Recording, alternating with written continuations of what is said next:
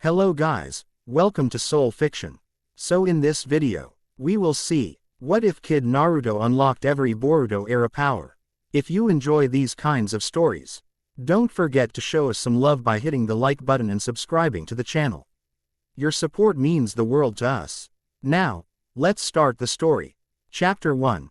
Threads the eye can see. The eraser should not have had a wake. It fell from the doorway of the academy with the lazy dignity of cheap chalk, spinning once, twice, a flurry of dust blooming around its edges. Naruto saw the dust first.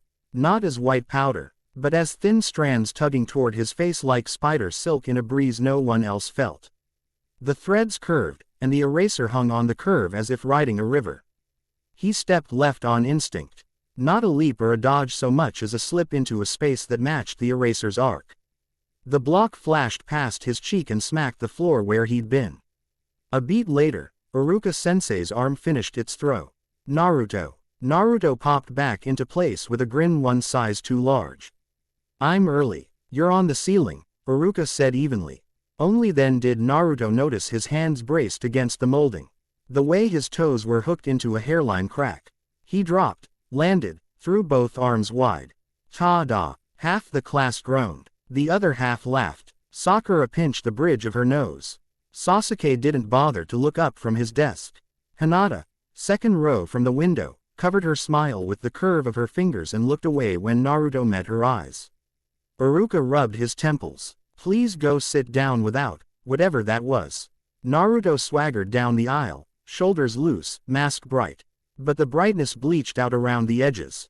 Because right now, even the chalk dust had a shape, a soft, pulsing geometry hovering in the air, fading as the classroom settled. He'd thought it was adrenaline the first time he noticed, during a rooftop sprint 2 days ago, before sunrise. When the city breathed and the eaves creaked.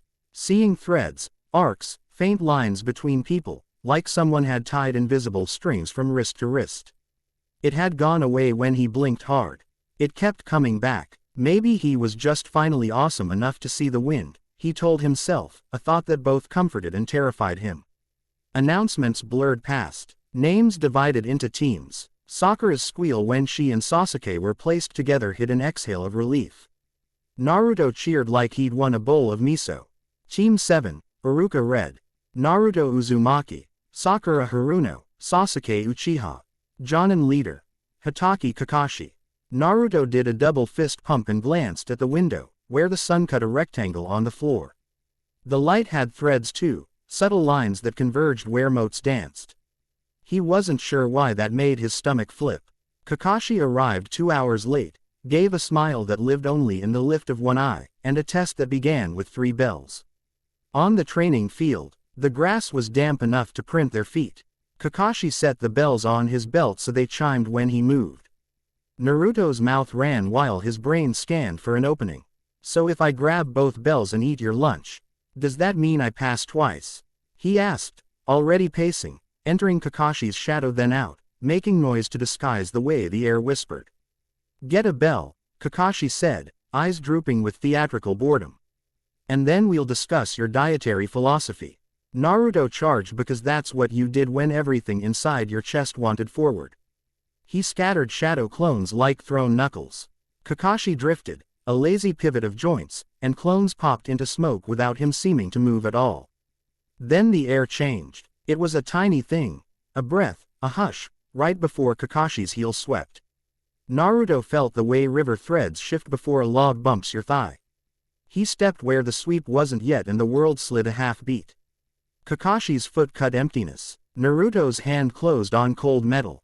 Bell. He stared stupidly at the thing in his palm and Kakashi stared at the place where Naruto wasn't supposed to be, a crease forming just at the corner of his single visible eye. Sasuke's shuriken flitted through sunlight and Naruto went down hard to let one pass. Sakura yelped, "Be careful." At the same time she launched at Kakashi's flank. It was messy, noisy, imperfect teamwork. Kakashi let them get close enough to be proud and then close enough to be punished. They lost. Of course they lost. They were kids with heat in their veins, and Kakashi had a long, cold archive of fights behind his eye. But on the lunch log, When Kakashi delivered his tired speech about shinobi who desert their comrades, he kept looking at Naruto's hands. They trembled around his chopsticks. Naruto couldn't make them stop.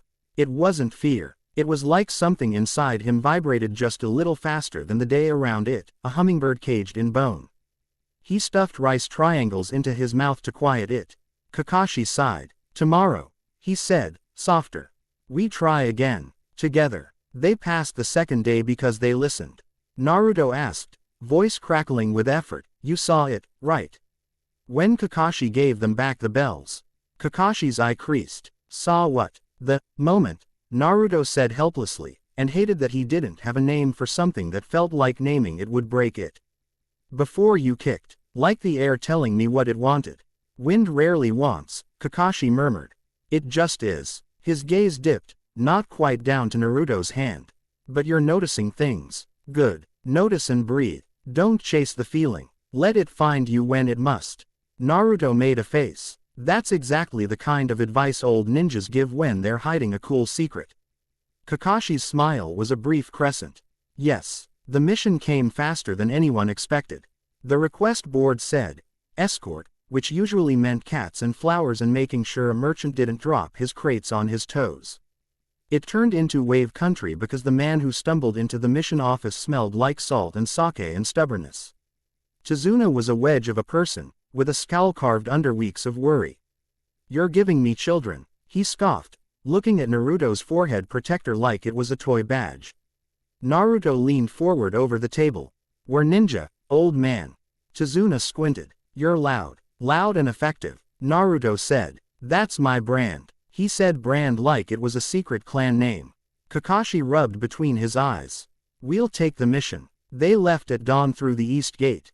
Rice balls wrapped in cloth, the road a ribbon of dust and wheel ruts. Sakura complained about mosquitoes. Naruto complained about Sakura's complaining. Sasuke didn't complain. The trees thinned. The world opened into flooded paddies and the occasional lone shrine left to tilt into weeds. He saw the puddle before anyone else did. Saw it because the threads around it tugged in a way the road didn't. Puddles had a shape. This one had a hunger. It clung to the dirt like a mouth. Naruto, Kakashi said quietly as they approached, don't. Naruto had already moved. He didn't jump over the puddle. He stepped to its side as if the road had an unmarked lane and he was sick of walking in someone else's track. The chain that whipped out of the water cut air where he would have been. Metal teeth snapping shut with a wet growl. Two men rose from the puddle in a spray of mud, masks grinning over black cloth. The demon brothers. Sakura screamed. Chizuna stumbled backward. Sasuke's hand was already inside the movement he'd planned last night, steel springing from wrist. Kakashi was halfway through an arc before Naruto realized he'd started it. Naruto didn't think. He grabbed the chain on reflex with both hands. It was like clutching a live eel, writhing chakra under slick iron. The threads around the links flared bright blue. Naruto pulled his hands apart and the chain's weight wanted center. He made it want split. It unspooled with a harsh, tearing sound. The brothers hit the dirt in a clatter of bad decisions. Kakashi finished the fight in the small, exact movements of someone who saved more than he killed. He bound wrists, disarmed, delivered a gentle, pitying tilt of head at their choice of employer. When he looked up, he said, too lightly, nice work, Naruto. Naruto flexed his fingers. His palms hummed. It would have hurt if it didn't feel like relief. His eyes found the puddle. The threads were gone. The water was only water again.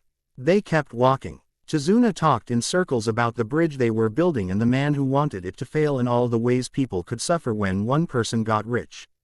Naruto liked him. He reminded Naruto of sullen storm clouds that wanted to be rain and kept holding back. They slept that night in a stand of water birch. Sakura fell asleep mid-argument. Sasuke pretended not to listen to Naruto's place, and to become Hokage in 5 very dramatic steps. Kakashi looked at the leaves and did not sleep at all. Naruto dreamed about river currents made of light lines and woke with his heart battering the inside of his chest. Wave country smelled like wet wood and rust. Boats rocked against pylons whose ropes looked thin as veins. Chizuna's house stood on a rise with a view of skeleton towers marching toward the ocean, the beginnings of a bridge like a spell you could walk across. Inside, the kitchen was humble and bright. Chizuna's daughter spoke with the exact careful warmth of someone who had learned to survive other people's storms. Inari, the boy, stared at Naruto with flat eyes that said heroes were for stories, not for mothers who worked 2 jobs. Naruto tried to win him with jokes. He failed. He tried a second time with a magic trick that was really a shadow clone with a ridiculous hat. He failed less. The boy's mouth tried not to curve. That was victory. They trained in the clearing behind the house until the light went thin.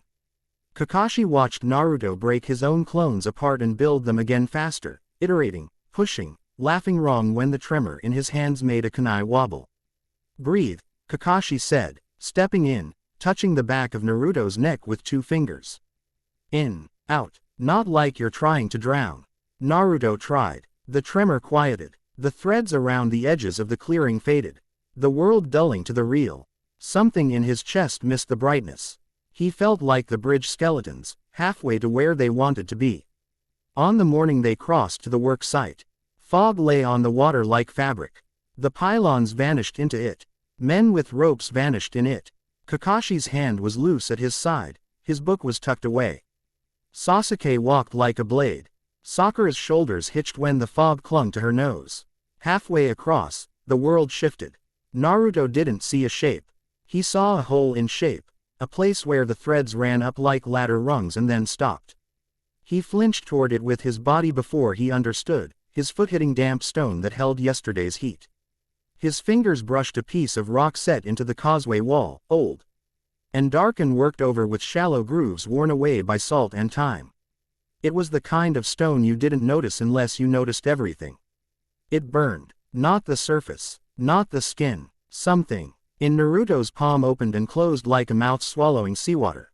A point of cold lodged under his skin like a splinter made of night. He jerked his hand back hard enough to make Sakura startle. "What?" she said. "What?" "Stone bit me." Naruto lied, which was maybe true if you were very generous. Kakashi looked too long at the wall. "Keep walking," he said. "Don't touch things that look like tea. Have been touching the ocean since the ocean was young." Naruto shoved his hand into his pocket. It felt like clutching a coal that never cooled. He tried to flex. The skin didn't crackle or peel. The feeling got worse anyway. It wasn't pain exactly. It was insistence. Fog swallowed sound. Fog swallowed sight. And then a voice like an empty gourd rolled across the water, bored and willing to be cruel to pass the time. "Hitaki Kakashi," Zabuza said, stepping out of nowhere, sword on his shoulder the way a tall man might carry a child he didn't particularly like. "You brought children to build your legend." Kakashi lifted his eye. "I brought children because they're my team." Zabuza laughed without humor. "Then let's thin them, and you can keep your legend lean." Naruto thought of saying something funny. The cold in his palm made the words stick. He planted his feet. The threads sang. He could see them on Zabuza, on Kakashi, on the mist itself, lines of intent connected like the string. Figures kids twisted between their fingers, except these strings cut if you were on the wrong side of them. Kakashi said, "Stay back, the way you say, lightning, when a storm is already on your face." The fight never belonged to Naruto. It belonged to 2 grown men who had made a profession out of moving between breaths. Naruto learned the speed of it by watching Sasuke's eye track and fail, by airing Sakura's inhale vanish because she forgot to exhale. He also learned the shape of fear. It was not a quaver or a flinch. It was that moment when Kakashi disappeared under a dome of water and the mist made the world small. And Zabuza didn't so much move as remove possibilities from the bridge. 10 seconds until your sensei drowns, Zabuza said conversationally, and every second was a notch in Naruto's spine. "Go," Sasuke said, and the word wasn't to Naruto or to Sakura, it was to the part of himself that made the choice. He ran. Naruto ran with him because running forward was the only thing that didn't make the cold in his palm roar. They hit the water clones like tied against rock. The clones were rock. Sasuke's kick broke a face into ripples that reassembled with patience. Naruto's fist went through a chest that closed behind his skin. Everything was wrong in that particular way water is wrong when it looks like ice and turns out to be deeper than you thought. Then the fog shifted. It didn't clear. It simply thinned, where the threads twisted into a new shape. She arrived like a reflection that stepped out of its mirror. White mask, black hair, needles in fingers like silver rain gathered, ready to fall. Haku didn't look at Naruto. She looked through him, and then past him, where Sasuke's shoulder was set just so, where Kakashi's bubble trembled. Naruto moved without naming it. He stepped to the exact place where all the threads lined up wrong. The needles flew. What happened next was not a technique he knew, and it was not a decision he made. His left hand rose back. As the cold under his skin pulled it up like a puppet string. The needles sang. The air tugged a different way. The first Senbon hit the space barely an inch from his palm and went out like a candle. The second curved mid-flight. Light sliding off it, dropped harmless as a dead moth. Naruto's hand drank something that wasn't liquid and wasn't heat and wasn't cold either, just wasn't. For a heart beat, the mist itself bent toward his skin. Sasuke said his name in a way Naruto had never heard before. Naruto. Then the world went sideways. He didn't fall exactly. He tipped out of his body and into the idea of lying down. He remembered the sound of water on stone and the way fog tasted like old cloth. He remembered thinking, I didn't mean to. He remembered the steady beat of something above him like a heartbeat learned patience. He woke to the soft tap-tap of metal on glass. Light was weird. It came through translucent walls, a pale, watery white with lines in it like you could draw along them with a finger. His head lay on something cool.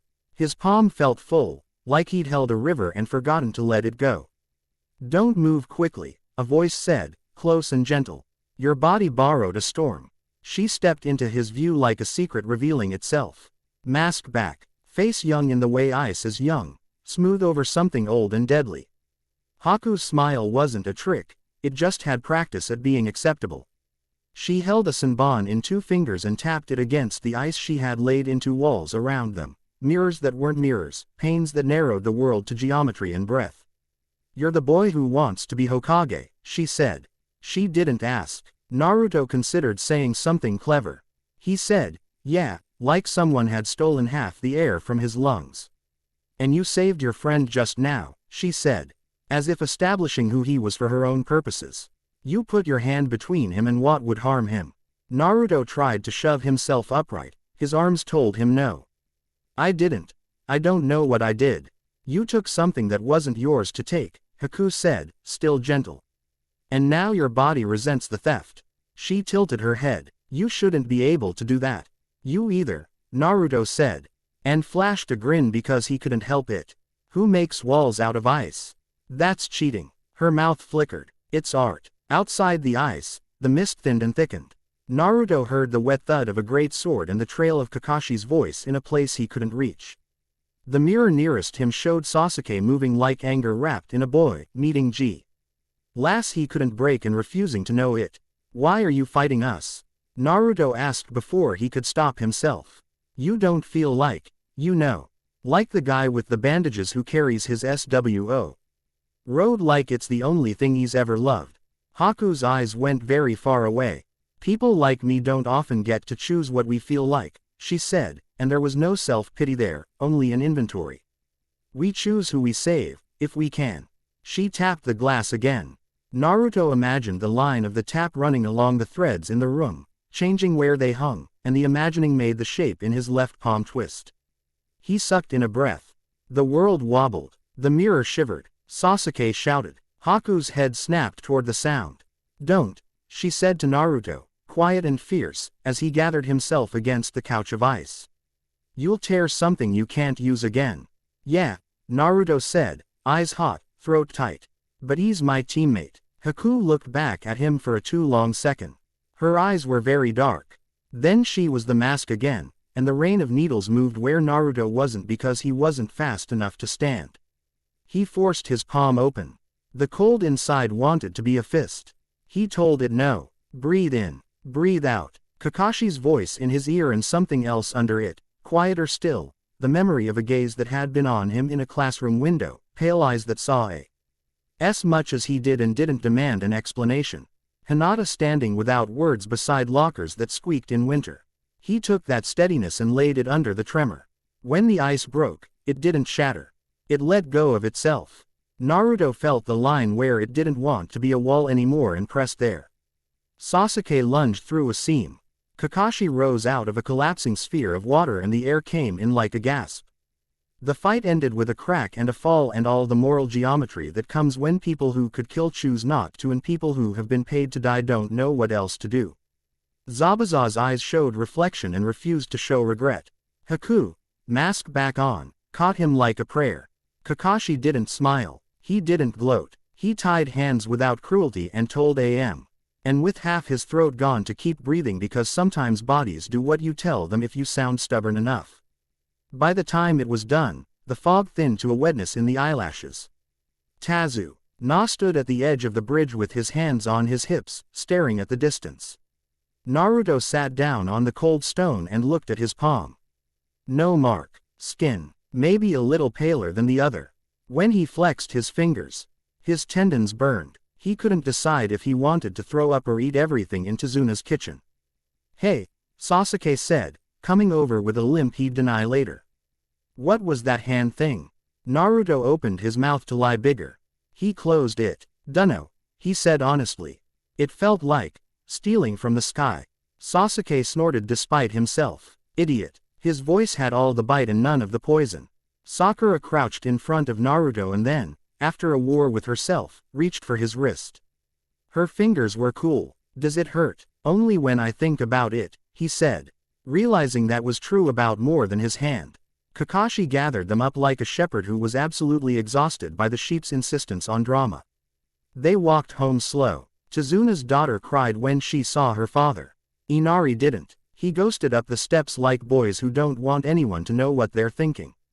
Naruto wanted to shout at him about hope. He didn't. He ate stew that tasted like pepper and relief and then wanted to sleep for a year. He didn't sleep. Outside, the bridge was a spine under a great gray sky. The half-finished towers looked like hands that had forgotten the motion to clasp. Naruto climbed them anyway, because sitting still made the tremor worse. He stood where the wind could steal the sweat from his neck and the salt from his skin and he looked at the village and the water and the line where they remembered each other. The threads were back. He could see them plain as fishing line if he let his eyes soften and his breath match the slow roll of the tide. Lines between boats and pylons. Lines curled around cranes and men in the half-made road. It wasn't creepy. It wasn't mystical, not exactly. It felt like noticing when a street tilts and ankles adjust without asking for permission. Except for one line that wasn't like that at all.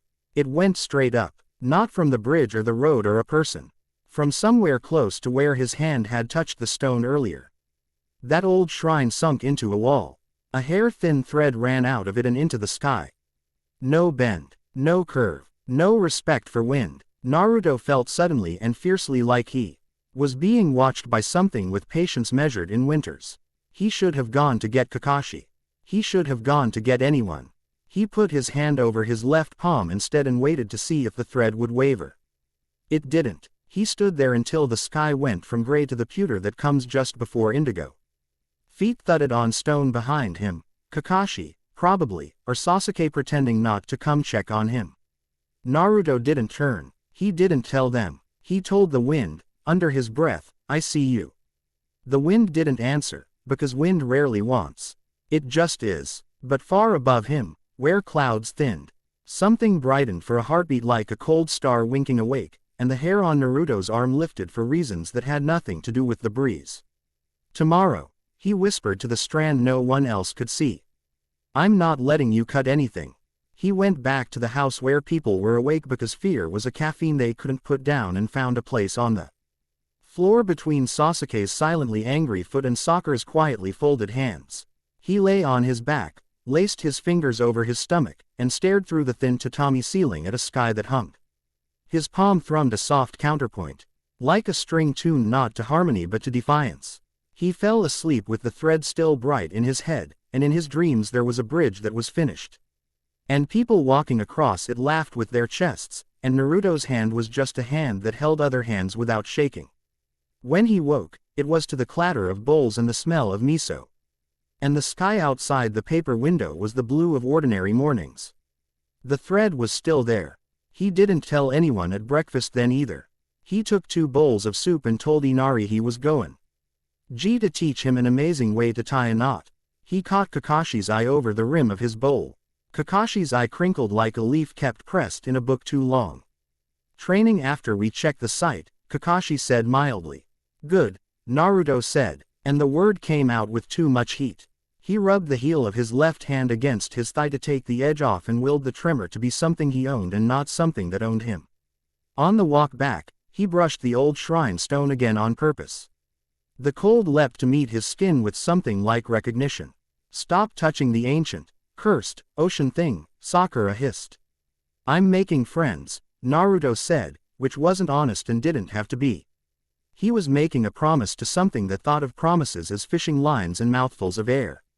He didn't know how to keep it yet, but he knew how promises felt in his body, like forward, like breath, like heat cut with salt. He knew he wanted to be someone who turned threads into bridges, not into nets. The wind moved across the bridge as if it had heard. The old stone didn't care. The thin line up into the sky hung taut like a string someone had plucked with a fingernail, and Naruto could almost hear it sing. Chapter 1 End. Chapter 2. Forest Teeth, Hidden Doors. The written test should have been the worst of it. Naruto sat with his knees bouncing under the academy desk they'd repurposed into an exam hall. Pencil spinning between fingers that couldn't decide if they belonged to him. He tried to grin at the proctor with the messy hair and square jaw who kept missing nothing. The man stared back in a way that made Naruto suspect this was the kind of person who could count blinks and make you feel like a thief for having eyelids. The questions were ridiculous. He wrote his name very neatly and then a drawing of a frog on a skateboard in the margin because it made the empty boxes on the paper feel less like traps. Around him, the room breathed the quiet panic of kids pretending they were fine. A whisper brushed the back of his neck. Not sound. A shift. The threads showed up if he let his eyes unfocus. This room was a net of small, taut lines, knowledge sliding along them like minnows. Naruto didn't copy. He didn't need to. He slipped into the precise rhythm of a different test, the one that measured stubbornness and how fast you noticed patterns. He flipped his pencil, wrote an answer because it looked like the shape of truth, and trusted the shape more than his memory of facts. Hinata sat a few rows over by the window, fingers arranged just so, as if he shape of her hands made courage more likely. When he glanced that way, her eyes darted down and then up again with a tiny nod that felt like a hand on his shoulder. The nod said, breathe. He breathed. The tremor in his left hand, that twinge, that hum, quieted. Afterward, the hallway was a river of noise. Naruto rode it like a log, hands behind his head, whistling off-key. Sakura glared at him being unbothered when she'd sweated through the paper. Sasuke walked like the corridor had turned into a balance beam and he was the only person allowed on it. They were halfway to the field when a voice like a kunai thrown point first cut through the hall. Team 7. Enko Mitarashi leaned against the doorway, coat open like a dare, a smile on her mouth that said trouble was a game she'd learned before she could talk. She flicked a dango stick with her teeth and let it clack between incisors. You're the loud one, she said to Naruto, eyes flicking over the bandages on his knuckles, the dried edge of soup on his sleeve. The two wide grin. Objectively, Naruto said, but there are those who would argue. The toothpick became a kunai. It wasn't, but that's how fast it moved. It nipped the air an inch from his cheek. Naruto didn't flinch. The space flinched for him. He stepped and it felt like stepping onto a rung that had been there the whole time. The blade sliced where he wasn't and kept going, embedding in the bulletin board with a thwack. A paper about the proper use of shuriken developed a new hole. Enko's smile didn't change. Her eyes did, a shade. Thought so, she said. Watch your footing in the forest. Loudmouth. The ground has opinions. Naruto's heart rattled his ribs like unpaid rent. He let the grin do its work. Do the trees also gossip? He said. Because I am not saying I've done anything worth a scandal, but Enko plucked the kunai from the board, twirled it, and flicked it at him handle first. He caught it on muscle memory and immediately felt a little bit more like the version of himself that kept surviving. Sign your waivers, she said, already bored. Try not to die. It's messy paperwork. The second exam's gate teeth were taller than the academy. The chain link fence had razor wire that glinted without sun. Anko hopped up to stand on the top rail as if it was a bar stool. She ran through the rules like she'd rather be telling a ghost story. She might have been, depending on how you felt about the way the forest beyond the wall breathed. Scrolls were handed out with the ceremony of curses. The lock on Naruto's stomach clicked and the door swung open into adrenaline. Team 7 checked gear. Sasuke did his quiet inventory. Sakura double-checked his, which he pretended to resent. Naruto stuffed extra instant ramen into his pouch because hope was practical. They stood in the shadow of the gate with 100 other genin and the smell of dust and oil and nerves. Tenten passed with Team Guy, bun precise, eyes sharper, she moved with the efficient joy of someone who liked tools because they did exactly what you told them. She flicked her gaze at Naruto and away again like she'd caught the edge of a draft. Temari's laugh cut across the yard, dry as the wind that came off deserts. She stood between her brothers like the edge of a fan, steady, useful, ready to cut.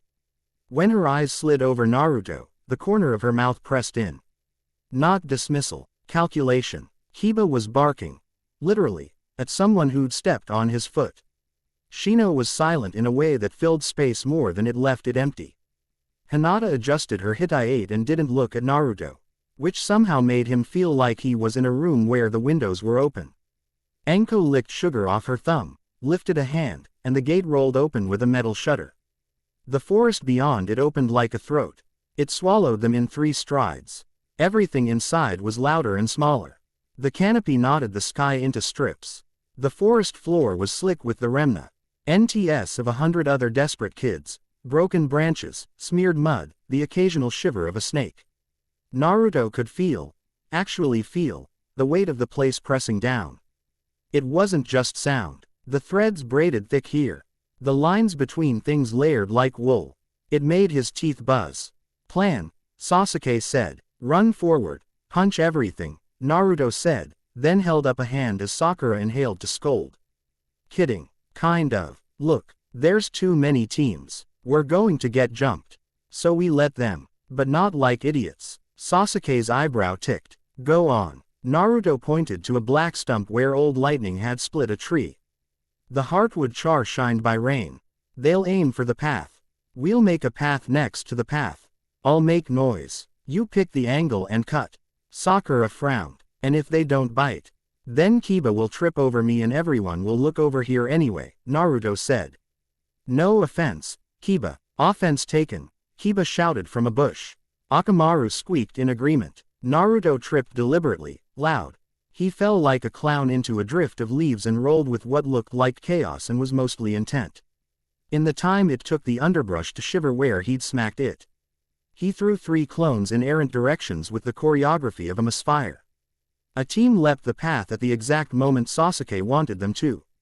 They hit Naruto's noise and found smoke. Sakura cracked one across the jaw with the brief, clean arc of a textbook she'd learned and then learned to forget.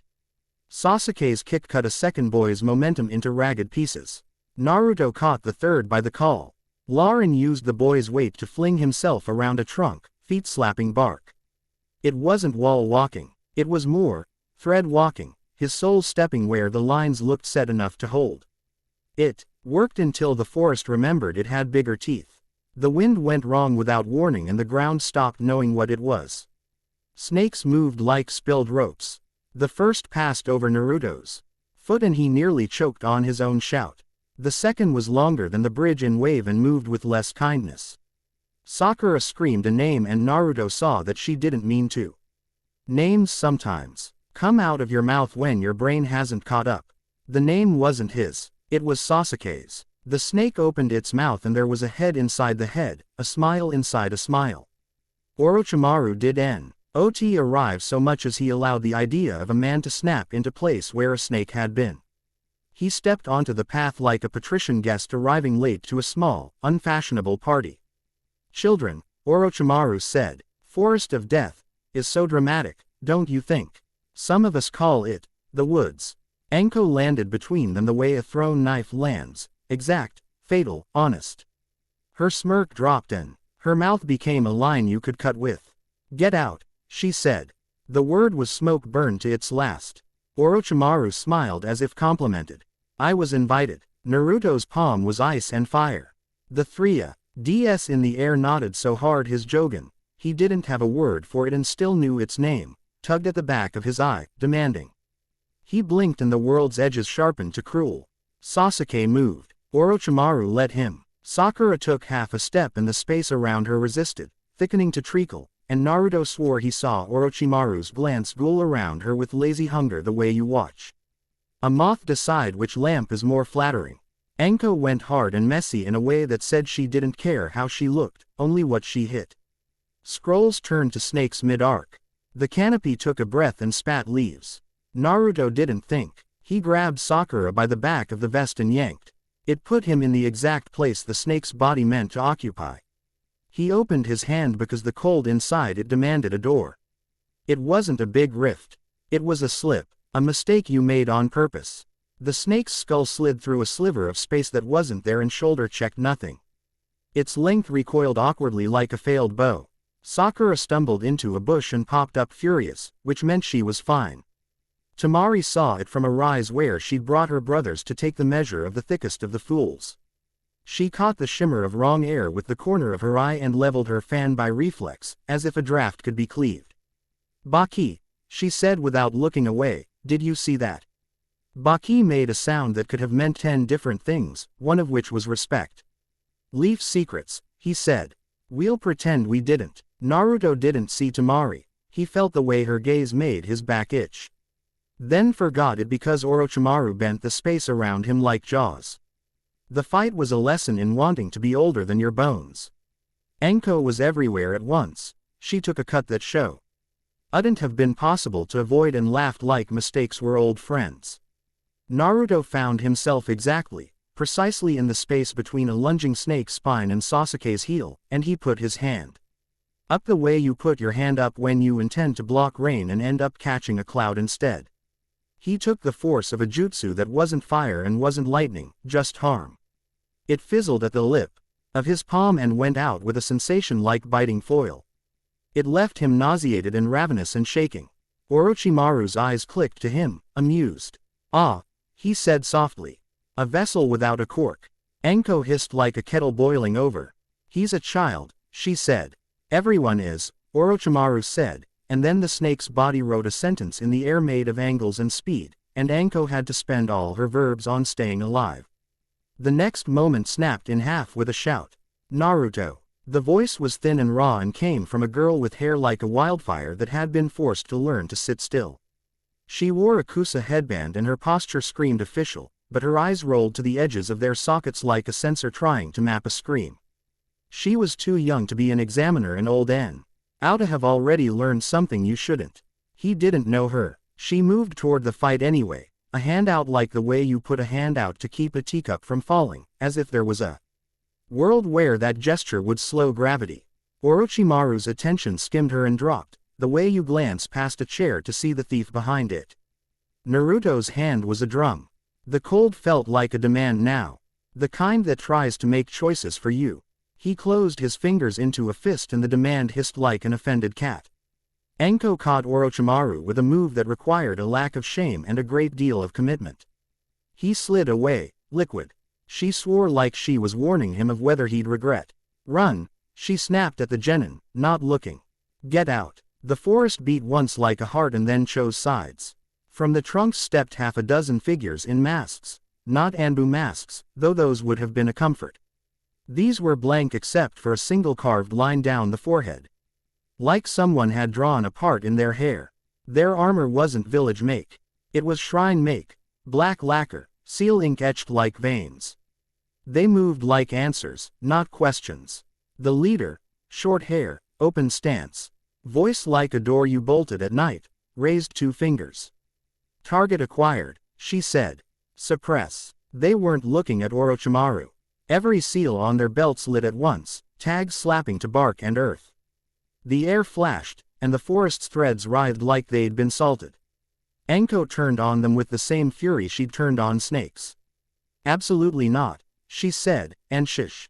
Was past. Ma'am, an inta, knife, in half a heartbeat. You don't touch my kids. This is Division 0 operation, the woman said. Stand down, Special Jonin. Orochimaru laughed like a man at AS.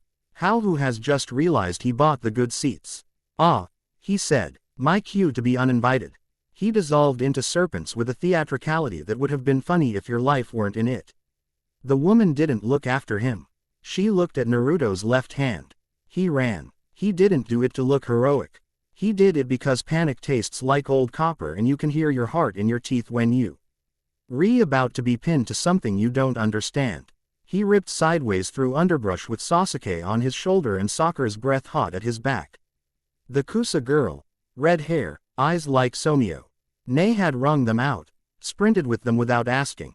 Naruto shoved a branch with his right hand and it grabbed his sleeve like the forest had decided rules were funny. The first of the Division Zero operatives didn't yell. He just appeared at Naruto's flank and set a palm against his ribs with the delicacy of a tailor measuring cloth. A suppression seal slapped skin. It sizzled. Every thread and the air went slack at once as if someone had cut the tension with one motion. Naruto's knees buckled. He saw a dim shape of Hinata's fingers from a memory, holding, breathing, calm. He pulled that street illness into his lungs and held it until the seal's burn went from order to request. His left palm heated like he'd put it on a kettle. Don't, he said, not to the man. To his own hand. To whatever had decided his bones were a road.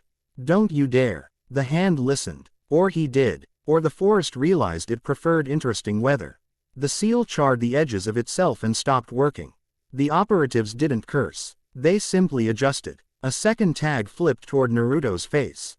He swatted it with his right hand and it stuck to his knuckles. He shook it off and it fell to the dirt with all the drama of a leaf.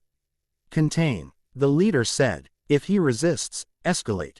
Escalate this. Sakura snapped, and put a kunai in an elbow joint she'd memorized from books and never intended to use.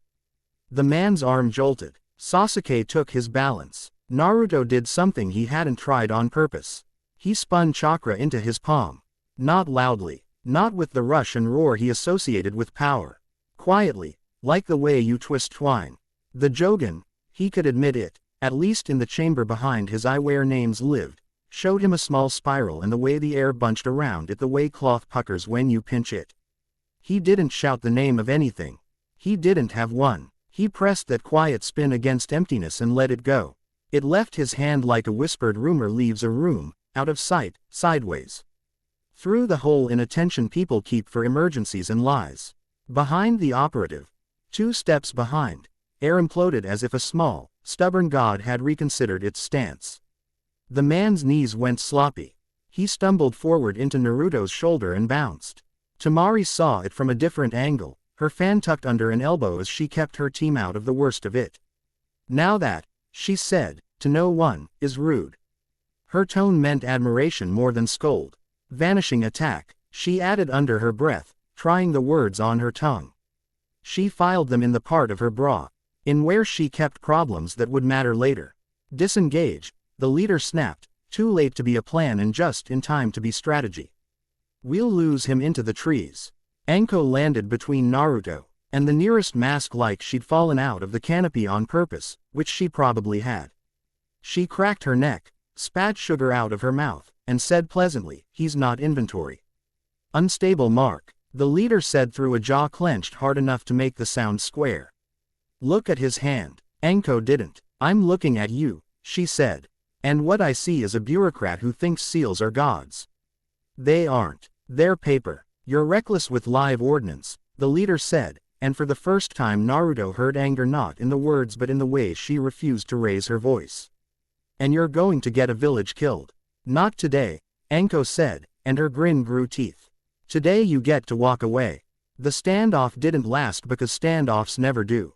Something breaks. A twig, a nerve, the idea of yourself. In this case, it was Naruto, whose legs had decided that adrenaline was a bad diet and chose revolt. He sagged. Anko's hand shot back and caught him by the vest without looking. She hauled him up like a sack of grain and shoved him toward Sasuke without tenderness and with affection. Move, brat. They moved. Division Zero faded the way operatives fade when engagement isn't the point. Anko didn't relax. She loosened enough to mock them as they went. When the sky splits, the leader said over her shoulder, Calm as a threat you make to a mirror, we cut the thread. Naruto had 100 jokes for that sentence, most of them bad. He kept them. He held onto them like hooks, because he'd need to hang his fear somewhere later. Now, he ran. They halted only when the forest stopped feeling like a room someone angry had built around them. Sakura flopped onto a root and pressed her palms into her eyes. Sasuke bent double and let the air burn him clean. Naruto sat with his back against a tree and waited for his left hand to stop being someone else's idea. The Kusa girl hovered 3 paces away, chin down, shoulders up, hands tight. Up close, the headband looked like a lie. She smelled like nervousness and old antiseptic and something clean underneath both. "What's your name?" Naruto asked before any of the smarter people could stop him. She twitched like she'd been brushed with a live wire. "Why does that, Karen?" she said, and the word seemed to reassure her that she existed. "Karen, I was told to monitor the second stage."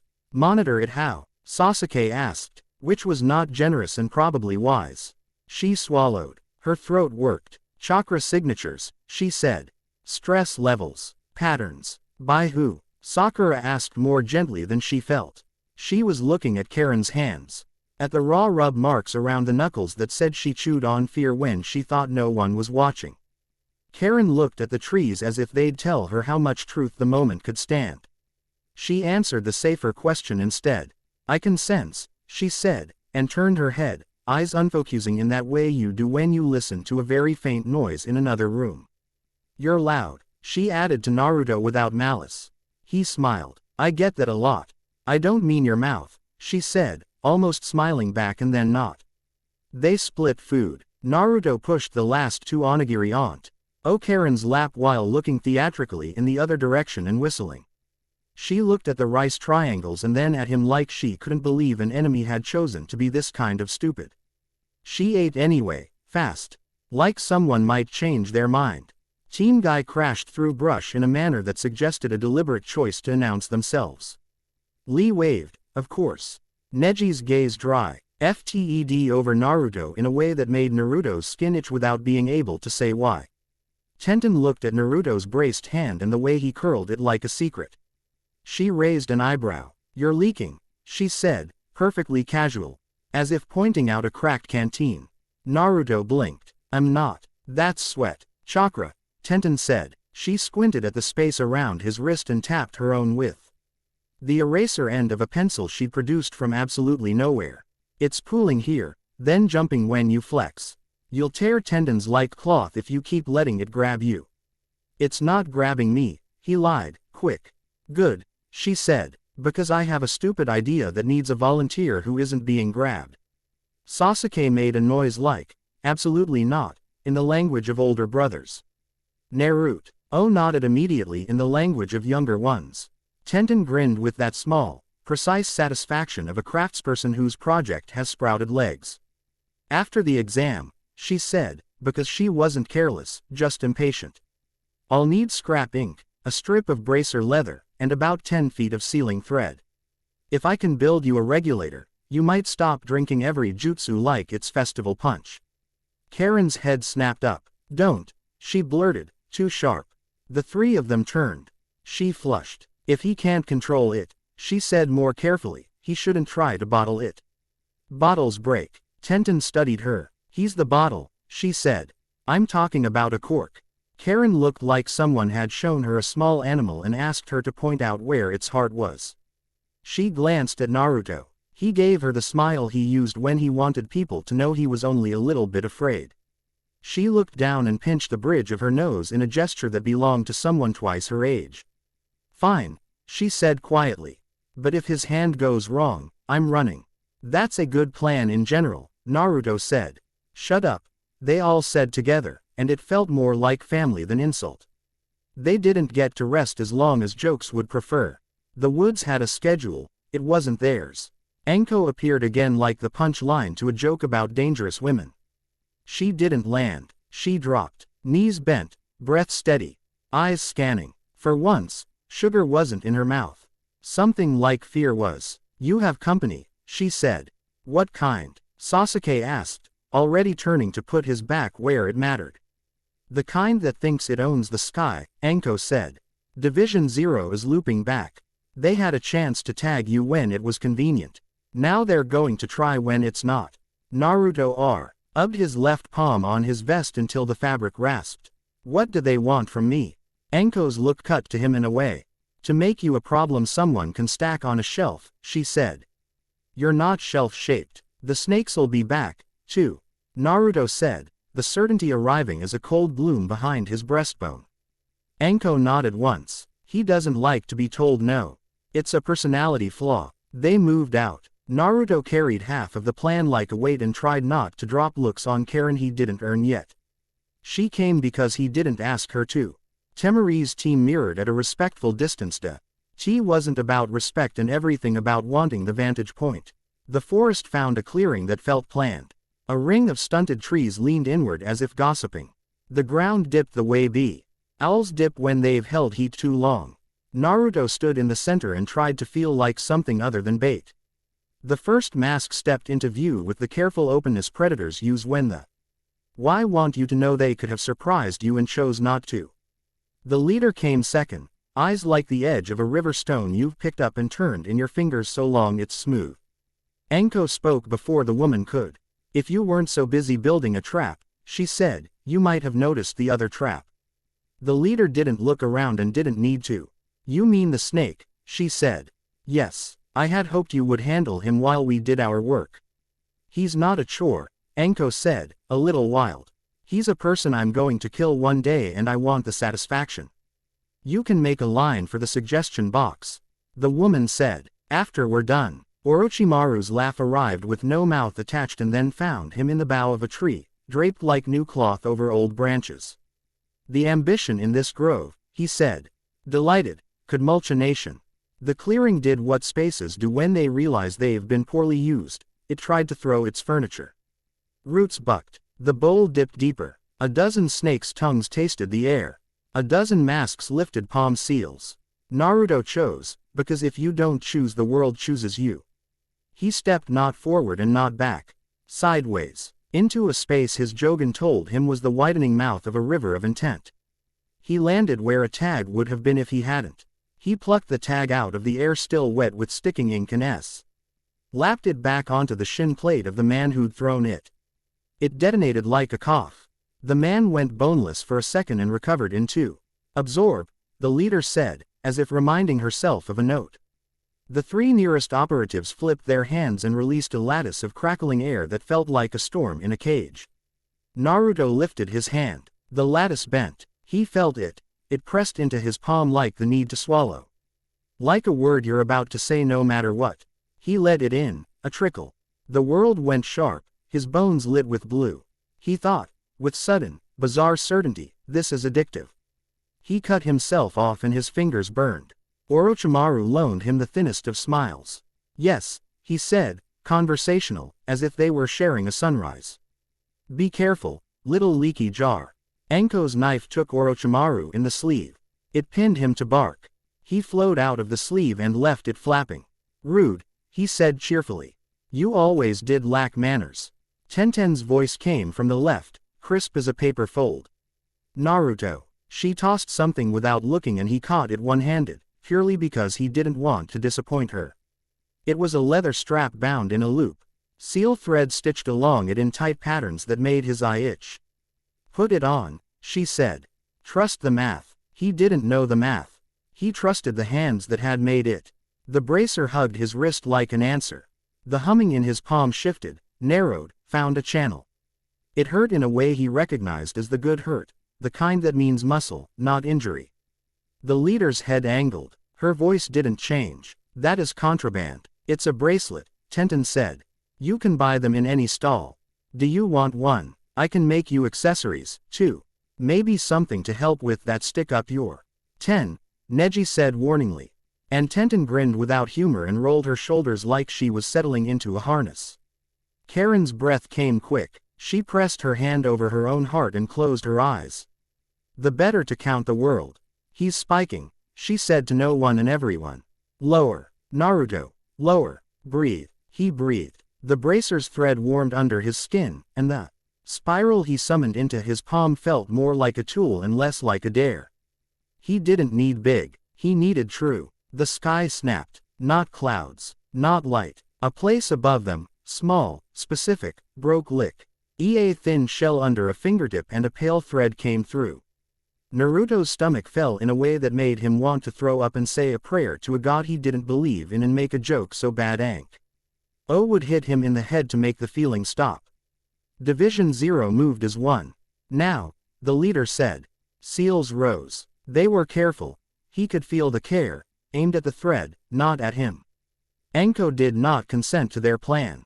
She lifted both hands and flung a hail of kunai that weren't meant to land, just to demand an answer.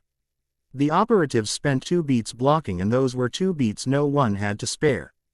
Orochimaru leveraged the distraction into theater, which was what he loved more than science and cruelty, spectacle. He gestured and the clearing filled with a looping spiral of snakes that slithered through the seals before they could set. Naruto made the smallest Rasengan he could imagine and the quietest. The bracer drank his excess. He put the spiral not where the enemies were but where their feet would be. And when they stepped into the space, the miracle happened behind them, not in front. The air stuttered. Knees buckled. No blood. He didn't want blood. Tamari used the F balance to shear a path through a tangle of tags with a single crisp flick of her fan. Paper shreds lifted, spiraled, fell like disappointed confetti. I didn't see anything, she muttered, it sounded a little like a promise and a little like self-preservation. Hold, the leader shouted, and her voice finally cracked, just a little. She had the restraint of someone who mastered their anger early. She did not want to be the story where she got children killed on principle. Naruto could see the line of it in the set of her shoulders. Stand down, Mitarashi, and we will extract him clean. You don't have any clean, Anko said. You have neat. It's not the same. Orochimaru slipped between their words like a knife between ribs. Children, he sighed. You are all boring me. Let me fix that. The clear thread from the sky pulsed. Naruto's eye stung and the forest went grayscale. For a fraction of a second, everything else faded and only the line remained, singing in a frequency he felt under his tongue. Something tugged on his left palm from the inside, like a magnet drags filings. He clenched his hand around nothing. No, he said to the thread. You don't get to choose. It shouldn't have had ears. It shouldn't have been a thing you could talk to. It was. It paused, like a violinist at the lip of a note.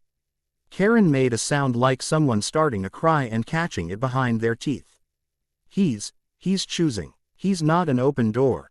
Naruto threw the vanishing spiral at the line. He didn't know if it was stupid. It was simply what he had. The Rasengan went not at the people who wanted him. Not at the snake who wanted to use him. Not at the woman who wanted to save the world by breaking it into safer pieces. He punched the thread. For a second, everything in him screamed without sound. The bracer yanked at his wrist like a horse pulling bit and his knees forgot their jobs. The thread wavered. It was enough. The sky didn't heal. That wasn't the right verb. It remembered how to be closed. The clearing exhaled as if it had been holding its breath since the first child lied about not being scared. Orochimaru's eyes narrowed like a cat considering a new brand of cruelty. The leader's shoulders dropped a millimeter in something like relief and grief stitched together into competence.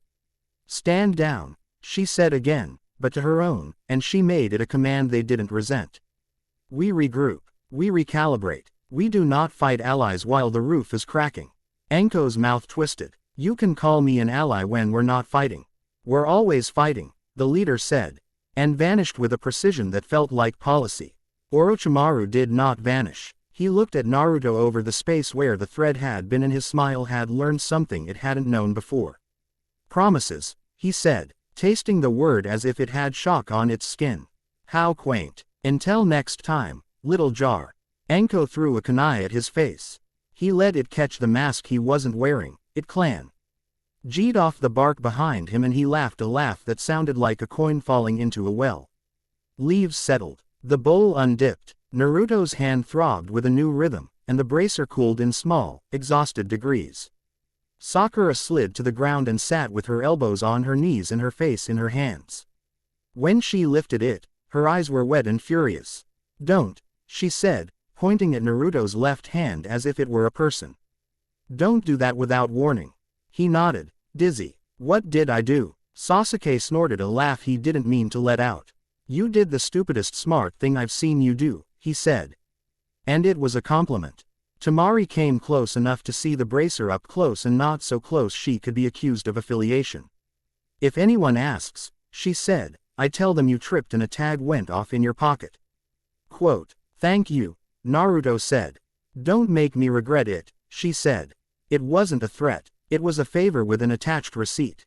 Tenten crouched and tapped the edge stitching of the bracer with a nail. Anything weird? She asked, tone calm, eyes bright. My hand feels less like a bad idea, Naruto said. Great, she said and stood. Version 2 after the exam.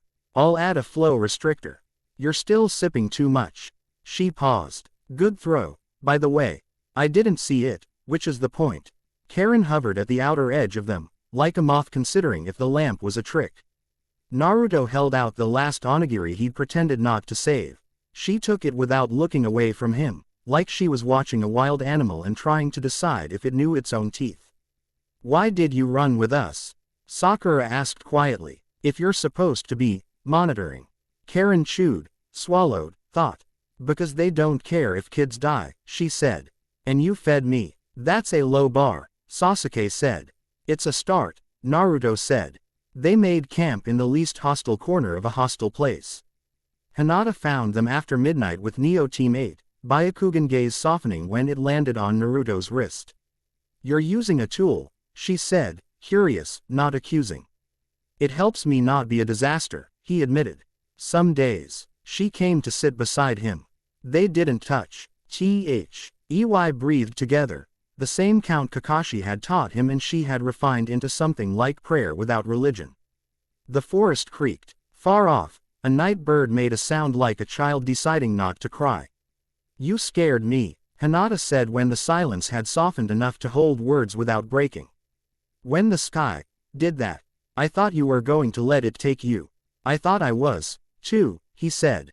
Honest because lying to Hinata felt like littering, like dropping wrappers into a river. She looked at him with something fiercer than pity. Don't, she said. We need you here. He SW. Aloud and felt the bracer against his skin, and for the first time since the shrine stone had kissed his palm he felt more like himself and less like a mouth someone else might use. Okay, he said, and meant it not as surrender but as a line drawn with care. Then I'll learn, and I'll tell you when it gets weird. It is already weird, she said, smiling a little. That's all right. In the morning, the exam hadn't stopped simply because their world had. They still needed a second scroll. They still needed to get to the tower. They still needed clean water and flatter feet and less pride. EY got the scroll by outthinking a team that assumed loud boys were dumb and quiet girls were soft. They met the tower with the relief of people who had discovered their own edges and not fallen off them. Enko signed their clearance with a flourish and an eye that lingered on Naruto's wrist with something like left-handed blessing. Division 0 didn't return inside the tower's walls. That felt like an agreement. Our fight pauses where kids sleep. Naruto respected the kind of enemy who kept that rule. He intended to make them into allies who also followed rules about not sticking seals to children's ribs. He didn't know how, but, I don't know how, had never stopped him. That night, when the fluorescent light in the hallway clicked and hummed and made everything look like a dream, you forgot to stop. Naruto took his bracer off and looked at his left hand under the flat glow. Skin. Scars from stupid. No mark. If he squinted into the space between, the threads were there, blurred by fatigue. Humming under the noise of air conditioning and old tile. He whispered, because names had power and he was done pretending the world was something you only shouted at. I see you. But I pick me. The ceiling light buzzed in an ordinary way. He smiled at the ceiling because in some places, ordinary is the bravest thing. Temari, walking past with a towel over her shoulder and sand in her hair even in a place without sand, paused. She didn't glance in. She didn't say anything. She let the moment lie where it was. That was its own kind of respect. Karen did glance in. She caught him with the bee racer in his lap and the look on his face, and she didn't flinch. She made a face that meant she'd chosen a side for tonight and she'd choose again tomorrow. That was honest and it was enough. Down the hall, Hinata's voice rose in a quiet laugh at something Kiba had said that wasn't very funny and was very kind. Naruto held that sound up against the memory of the thread in the sky and measured them. The laugh weighed more. He slept with the bracer on, not because he didn't trust himself, but because he intended to make sleep easier. He dreamed of a river that carried promises like boats, and of a boy sitting on a dock with his feet in the water, choosing which boats to push and which to hold back. Morning came, and with it the noise of kids trying to decide who they were while pretending to already know. Naruto woke smiling, and the smile wasn't armor for once. It reached his eyes and woke them, too. The forest had not finished with them.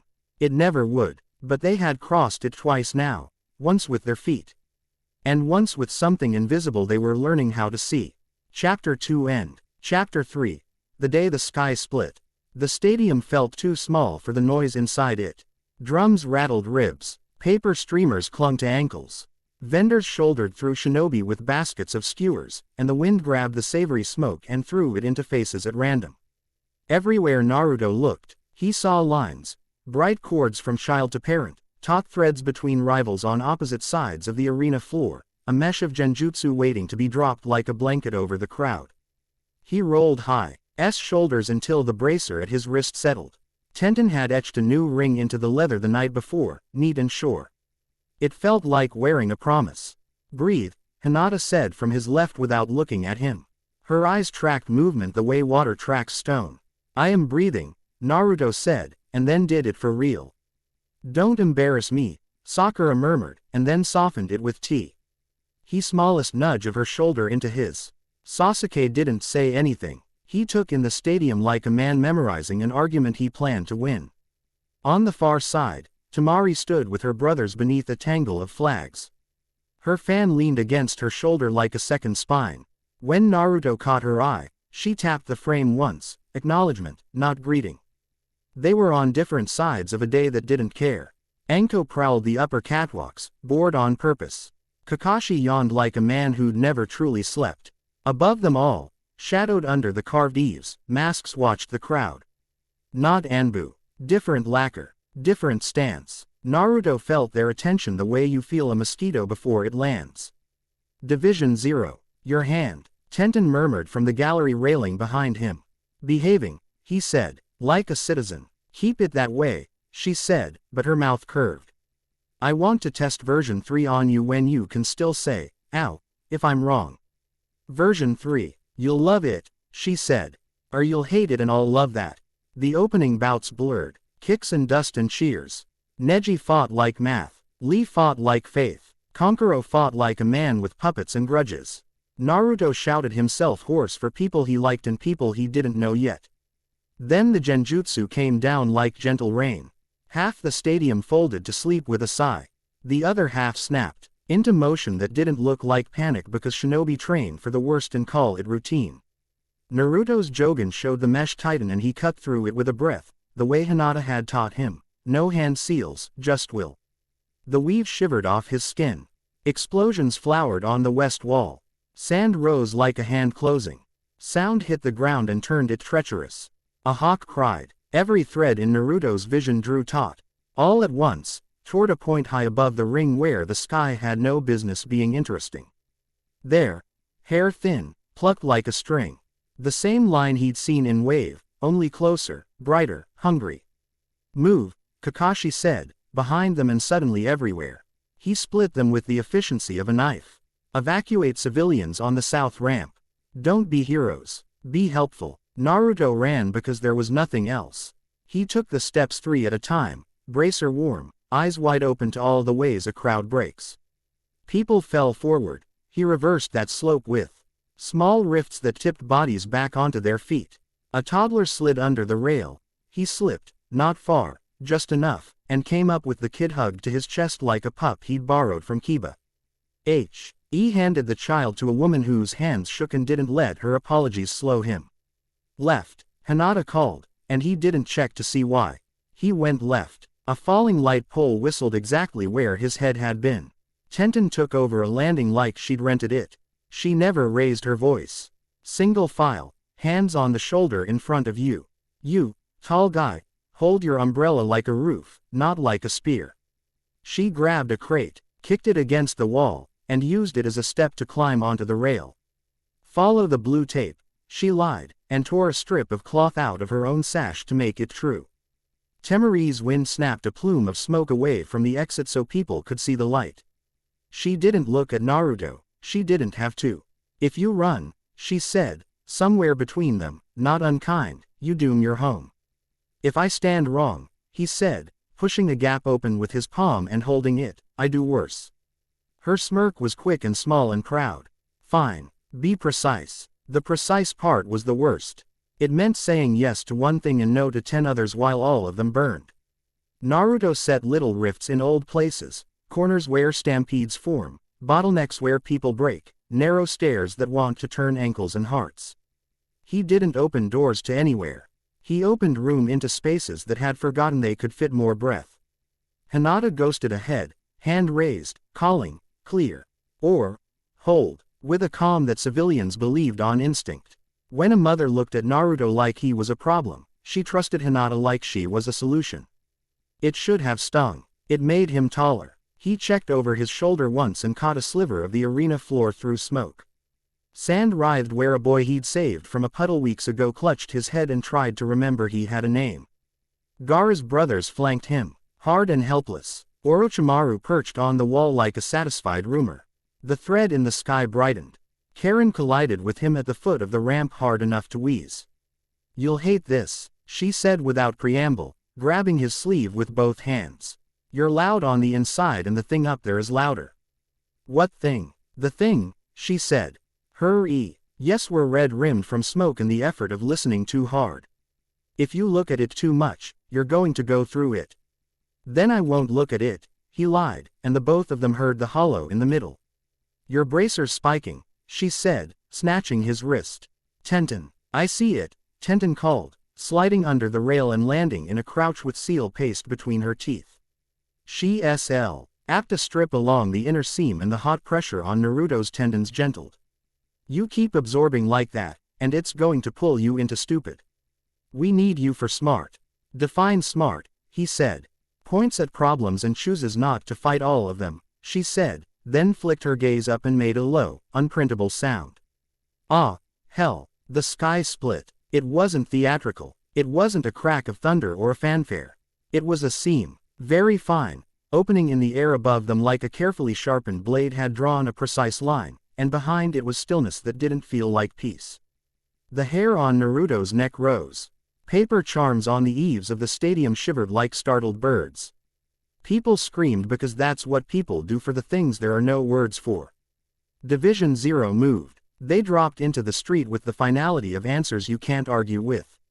The leader from the forest, short hair, open stance, eyes like rivers smoothed by years of hands, took the middle of the road and raised one palm.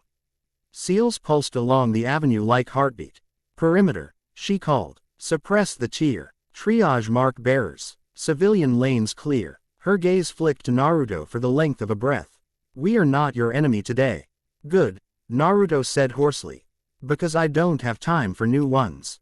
Anko hit pavement like punctuation. Don't steal my lines, she told the leader without malice. Then jabbed a thumb at Naruto. You know the rules. If he glows wrong, I cut him first. The leader's mouth twitched like a woman who had forgotten how to enjoy jokes and was trying to recall. Seiko, she said, by way of a name that wasn't a threat. Don't make me agree with you, Mitarashi. Naruto swallowed dry air and nodded because there were only so many seconds you could spend on introductions when the sky was arguing with the ground. I'm taking south lanes, he said. Hinata's with me, Tenten. I'll feed you tools and block what I can, Tenten said. Karen stays on your pulse. I don't. Karen started. Then shut her mouth when Naruto looked at her with a very specific, very stupid trust. Temari stepped into the circle without asking. And I'll keep your smoke off. She rotated her fan's rib one click.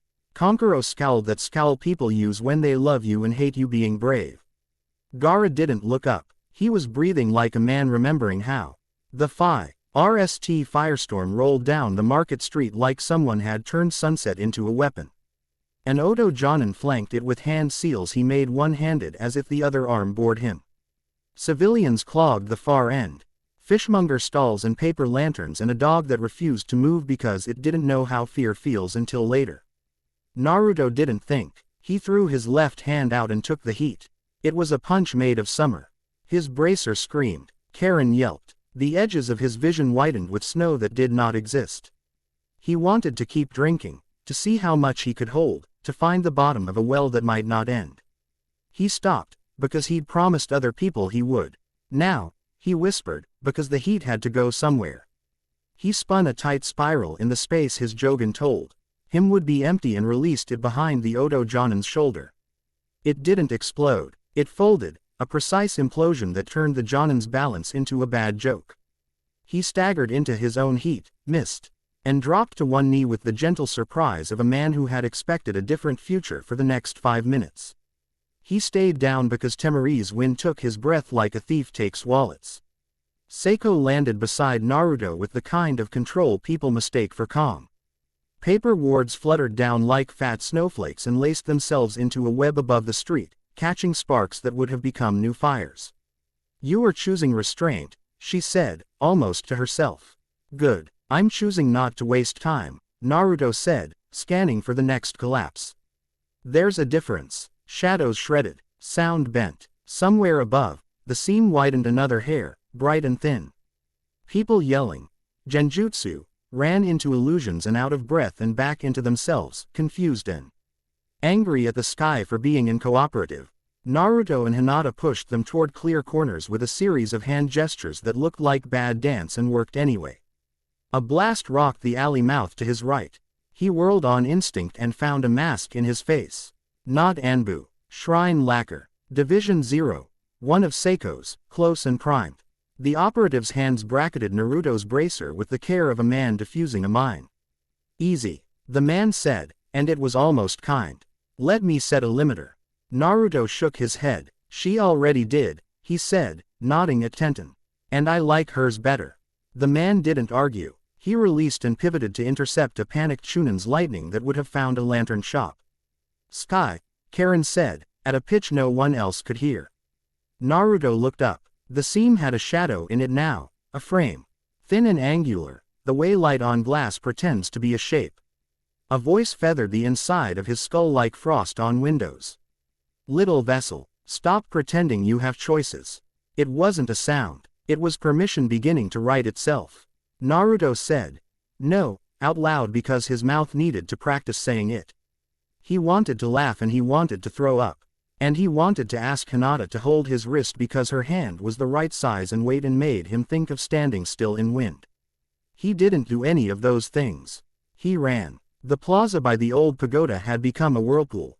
People circled the central fountain in counterclockwise panic. A section of balcony had slumped and decided to jump the rest of the way. Naruto cut a slice in the air and shifted under it, put his back into a push that his bones would remember tomorrow, and set it down against a wall that could take it without complaint. His breath came hot and wet in his mouth. Hinata slid, knee to stone, ducked under a swinging sign, and hauled a girl out by her collar with the urgency of kindness. "Tenten, I need," Naruto started. "Already there," she said, because she was hurling a bundle that unrolled into a net of seal thread. Naruto flung it open and it caught 3 tossed tags and a bottle of oil some idiot had thought would be useful. The net dug into his palms and drank chaos. "Vanishing spiral," Sasuke called dryly from the fountain rim where he'd decided to stand with the arrogance of a cat on a bookshelf, flicking attackers off with cool disdain. "Try not to aim at me. If I do," Naruto said, "it's on purpose." He threw the spiral low this time, into the ankle space of a masked figure stepping out of smoke. It popped behind the man's knee and folded I.M. gently to the tiles with a surprised grunt. Naruto was there before the body hit, hand to chest, pushing down with the precise pressure he'd learned on Kakashi's training field when the goal had been to keep someone from bleeding out rather than to make them bleed. "Stay," he said, and the man did, not because he wanted to, but because his body acknowledged good advice. "Street north," Temari shouted. Her wind snapped through banners and turned them into directions instead of decoration. "They're bottlenecking. Go," Hinata said to Naruto, already pivoting to the east lane. I'll keep this clear. We're not splitting, he said. We're if it gets more people out, she said without anger. He almost argued. He didn't, because the line between stubborn and selfish is where people get crushed. He went north. A fire line ran the length of the arcade, stall to stall, like some stray god had drawn with a coal. An old man knelt in the middle of the street, arms spread, refusing to move back. He had spent all his moving on other people. The heat rolled toward him the way days roll toward nights. Naruto stepped into it and drank until he was shaking with it. His bracer bit his wrist and vibrated like a plucked string. Hold me, he said, and the leather squeezed, just enough. He spun the stored hurt into a tiny cyclone and released it in the space above the fire line. It didn't explode, it unmade, folding flame back into air with a hiss like rain on hot stone. The old man squinted up at him. You're loud, he said. Working on it, Naruto said, and grinned because he was tired enough to find everything funny. The sky changed color. Not much. Enough. The thin seam shivered wider and something stepped through.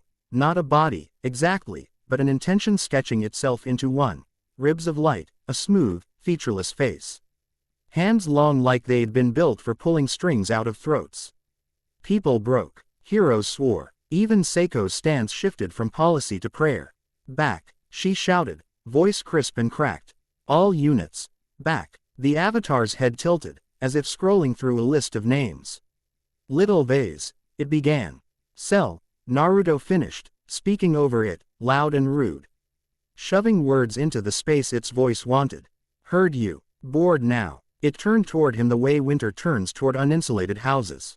Threads lifted off everyone in the plaza like static. Naruto saw the outcomes branch and branch. A tree growing too fast, limbs splitting, heavy with fruit called regret. Don't stand there, Tenten said mildly, far away. He didn't. He moved, a slip step, a breath, landing where his jogan showed him the branches thinnest. The avatar's arm scythed past his ribs and took a chunk of fountain instead. Water leapt in offense. He had nothing that should have worked. So he did the thing that had no name. He made the spiral inside the lattice of his karma, small and almost non-existent, and he caught instead of threw. He put the idea of the avatar's hand in, side the idea of his palm and held them until the two ideas argued. Then he cut the contract between them. The arm stuttered. The light flickered. The thing looked down at its own hand with the confuse disgust of someone whose spoon had turned into a knife between bowl and mouth. Work with me, Naruto told his bracer, and felt Tenten's ink wake like an answer. He took an inch of the avatar's glow, not power, not really. Just intent, and poured it into the space behind the thing's spine. The vanishing spiral bloomed there, not painful, just incooperative. The avatar's posture broke for half a second. Hinata's hand touched Naruto's shoulder, quick and solid, and she used his weight to pivot him around an arc of light that would have carved a line across his back. Breathe, she said in his ear, calm under panic. Not like drowning. He breathed. The avatar reached again, careless now. Hungry things are always careless, and that was the moment when the sand blew in like a storm given legs. Gaara arrived without ceremony. He was half himself and half something else, eyes ringed and fever bright, breath too deep. Sand reared behind him, frantic, protective, wrong. Tamari slid in front of her brother like a person who has had years to practice catching knives and catching boys. Stay with me, she told him, low and fierce. Stay. He didn't. He couldn't. The thing in the sky sang to thing in his chest, and Shukaku remembered old wars. The first wave of sand went not at people but at space, clawing at the seam as if curious about the door. The avatar reached for the new toy with the greedy delight of a thief. No, Naruto said, and this time the word shook the boards of the stalls. He felt the pull in his palm change pitch. He opened a rift not on the ground and not in the air but in the breath between the two. A thin lip of nowhere. The sand's worst rage hit it and spilled through into blankness, weightless, harmless, stunned at having been invited where there was nothing to break. He slammed the slip shut with his hands together like a prayer. Gaara's chest hitched. The fever broke for a heartbeat. He met Naruto's eyes from across a plaza full of fire and strangers. and looked like a boy who had sat alone on a swing for too many afternoons. Naruto nodded to him, once. Gaara nodded back, once. They didn't owe each other anything after that, and somehow that made the moment matter more. "Captain," a masked operative shouted. "West Quarter is undermanned." Seiko calculated faster than fear. "Mitarashi," she said hoarsely. "With me." "Uzumaki. Hold the square. Do not chase. Do not jump." "Wasn't planning on a sky swim," Naruto said, which was almost true. She took 2 steps, then pivoted back and caught his gaze like a thrown knife. "You are not an answer," she said. "Be a bridge." He didn't understand and he did. "Yes, ma'am." They fell into a rhythm that felt like a story someone had written before they were born and only now remembered the lines. Naruto caught and turned, never kept, never hoarded. Hinata called lanes. Tenten fed tools. Tamari cut wind. Karen counted the beats of his heart and slapped his bracer when it lied about how close he was to the edge. Sasuke turned contempt into a scalpel and carved gaps where crowds nodded. Sakura broke a man's nose and then said it again because he'd been trying to trample a child and she believed in justice more than fury. Through it all, the Avatar tested the edges of the world like a tongue tests a cracked tooth. It reached, failed, learned. Naruto felt the learning in the nag at his palm, the itch under his bones. It wanted him to be a shortcut. He kept being a detour. "Captain," someone new shouted, panic hitching their voice. "Roofline. North." Seiko didn't have breath for an answer. She didn't need one. Naruto looked up to where paper charms fluttered like trapped moths, and a new fire writhed, human this time, cruel and familiar. An Oto elite stood on the eaves drawing seals with his fingers, building a cascade that would turn the square into a kiln. Naruto swore softly. "I'll go," he said, and Hinata grabbed his sleeve. "No jumps," she said. "Not a jump," he said. "A step." He stepped, the small slip he was allowed. The one that was more about forgetting weight than defying gravity. He landed on the gutter as the Oto elite finished his seal and smiled at the boy who had arrived without an invitation. "You're the jar," the man said, a little breathless with excitement. "Let's see how much." "Pass," Naruto said, and took the burn before it was a wave, before it had mass, before the crowd could feel it. His bracer shuddered, wailing like a kettle. The world narrowed. He sucked the hurt in and tucked it under his ribs, turned it like a thought you're not ready to say out loud. Seiko appeared on the roof in a blur that said her legs were better friends with ladders than people. Her fist snapped forward and the Oto elite forgot the seal and remembered his teeth. Naruto let the folded fire go in a tight spiral behind the man's heel where it would cut balance, not bone. He went down like a marionette with the wrong string cut. Seiko wheeled on Naruto, chest heaving, for the first time he saw surprise on her face built of something other than disapproval. "You could have killed him," she said. "I could have," Naruto said, steady. "I didn't want to." She blinked at him like an answer she hadn't expected. Paper charms blew off the eave and skittered over the tiles like pale crabs. "All right," she said, accepting the shape of the world for this minute. "Hold." They held. For a joke of a second. They actually held. Then the Avatar changed its mind about easy prey. It looked at Naruto, not like prey, not like a vessel. Like a solution to a problem too elegant to resist. It reached. A quick smooth pull in the threads that connect living things to ways they can be used, and every lesson Naruto had ever learned about wanting and needing and saying no flared in his chest. "Stop pretending you have choices," the not voice purred again. "Close now. Intimate. You are a door. Be a door." Naruto didn't make a speech. He didn't explain himself to a hunger. He hooked 2 fingers under his bracer. Felt Tenten's stitching bite, felt the ink burn, felt his own pulse count in the meat of his palm, and said to the air and to Hinata and to Seiko and to whoever else would listen, "Watch me." He didn't open. He cut. He took the line between the Avatar's reach and his body and he severed it the way a fisherman cuts a snagged line with his teeth when his knife is lost. It hurt like chewing glass. He spat invisible grit and blood he couldn't see. The connection flailed, unattached, and whipped back into the seam it had crawled out of. Up in the rent, the Avatar flickered again. He felt it plan a different route, more brute, less finesse. Good. Let it be stupid. He could handle stupid. "South lane clear," Hinata called, voice thin and fierce. West Lane moving. Keep them breathing. Naruto realized only then that his knees were shaking. He stood anyway, the stubborn way. Seiko was already off the roof, already elsewhere, because she had a city to hold. He stepped down the way he'd come up. No more, no less. Temari met him at street level with dust in her hair and a streak of blood on her cheek that wasn't hers. If you die, I'll be annoyed, she said, as if delivering a weather report. I'll put it on my calendar, he said. He wanted to sit down and sleep. He wanted a bowl of ramen so full the steam would close his eyes. He wanted the scene to be a story he could laugh at later. The avatar tried one more time. It didn't go for him. It went for the lantern strung over the eastern lane, caught the old, dry silk, made fire, tried to make the street choose between burning and choking. Naruto grinned, fool bright, because this was a small problem pretending to be big, and he could be dumb enough to be smart. Wind, he said to Temari. Up and away. Don't tell me how to do my job, she said, and snapped the fan.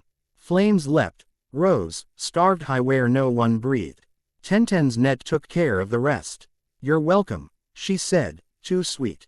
Thank you, Naruto said, sincerely. And that earned him a raised brow and a nod. Sasuke dropped off the fountain rim with his usual contempt for gravity and dusted his hands. Is it done? Never, Naruto said, because he had learned that answer was always safer. But maybe today's part. Above them, the seam thinned. It didn't close. It went faint, like a whisper in another room.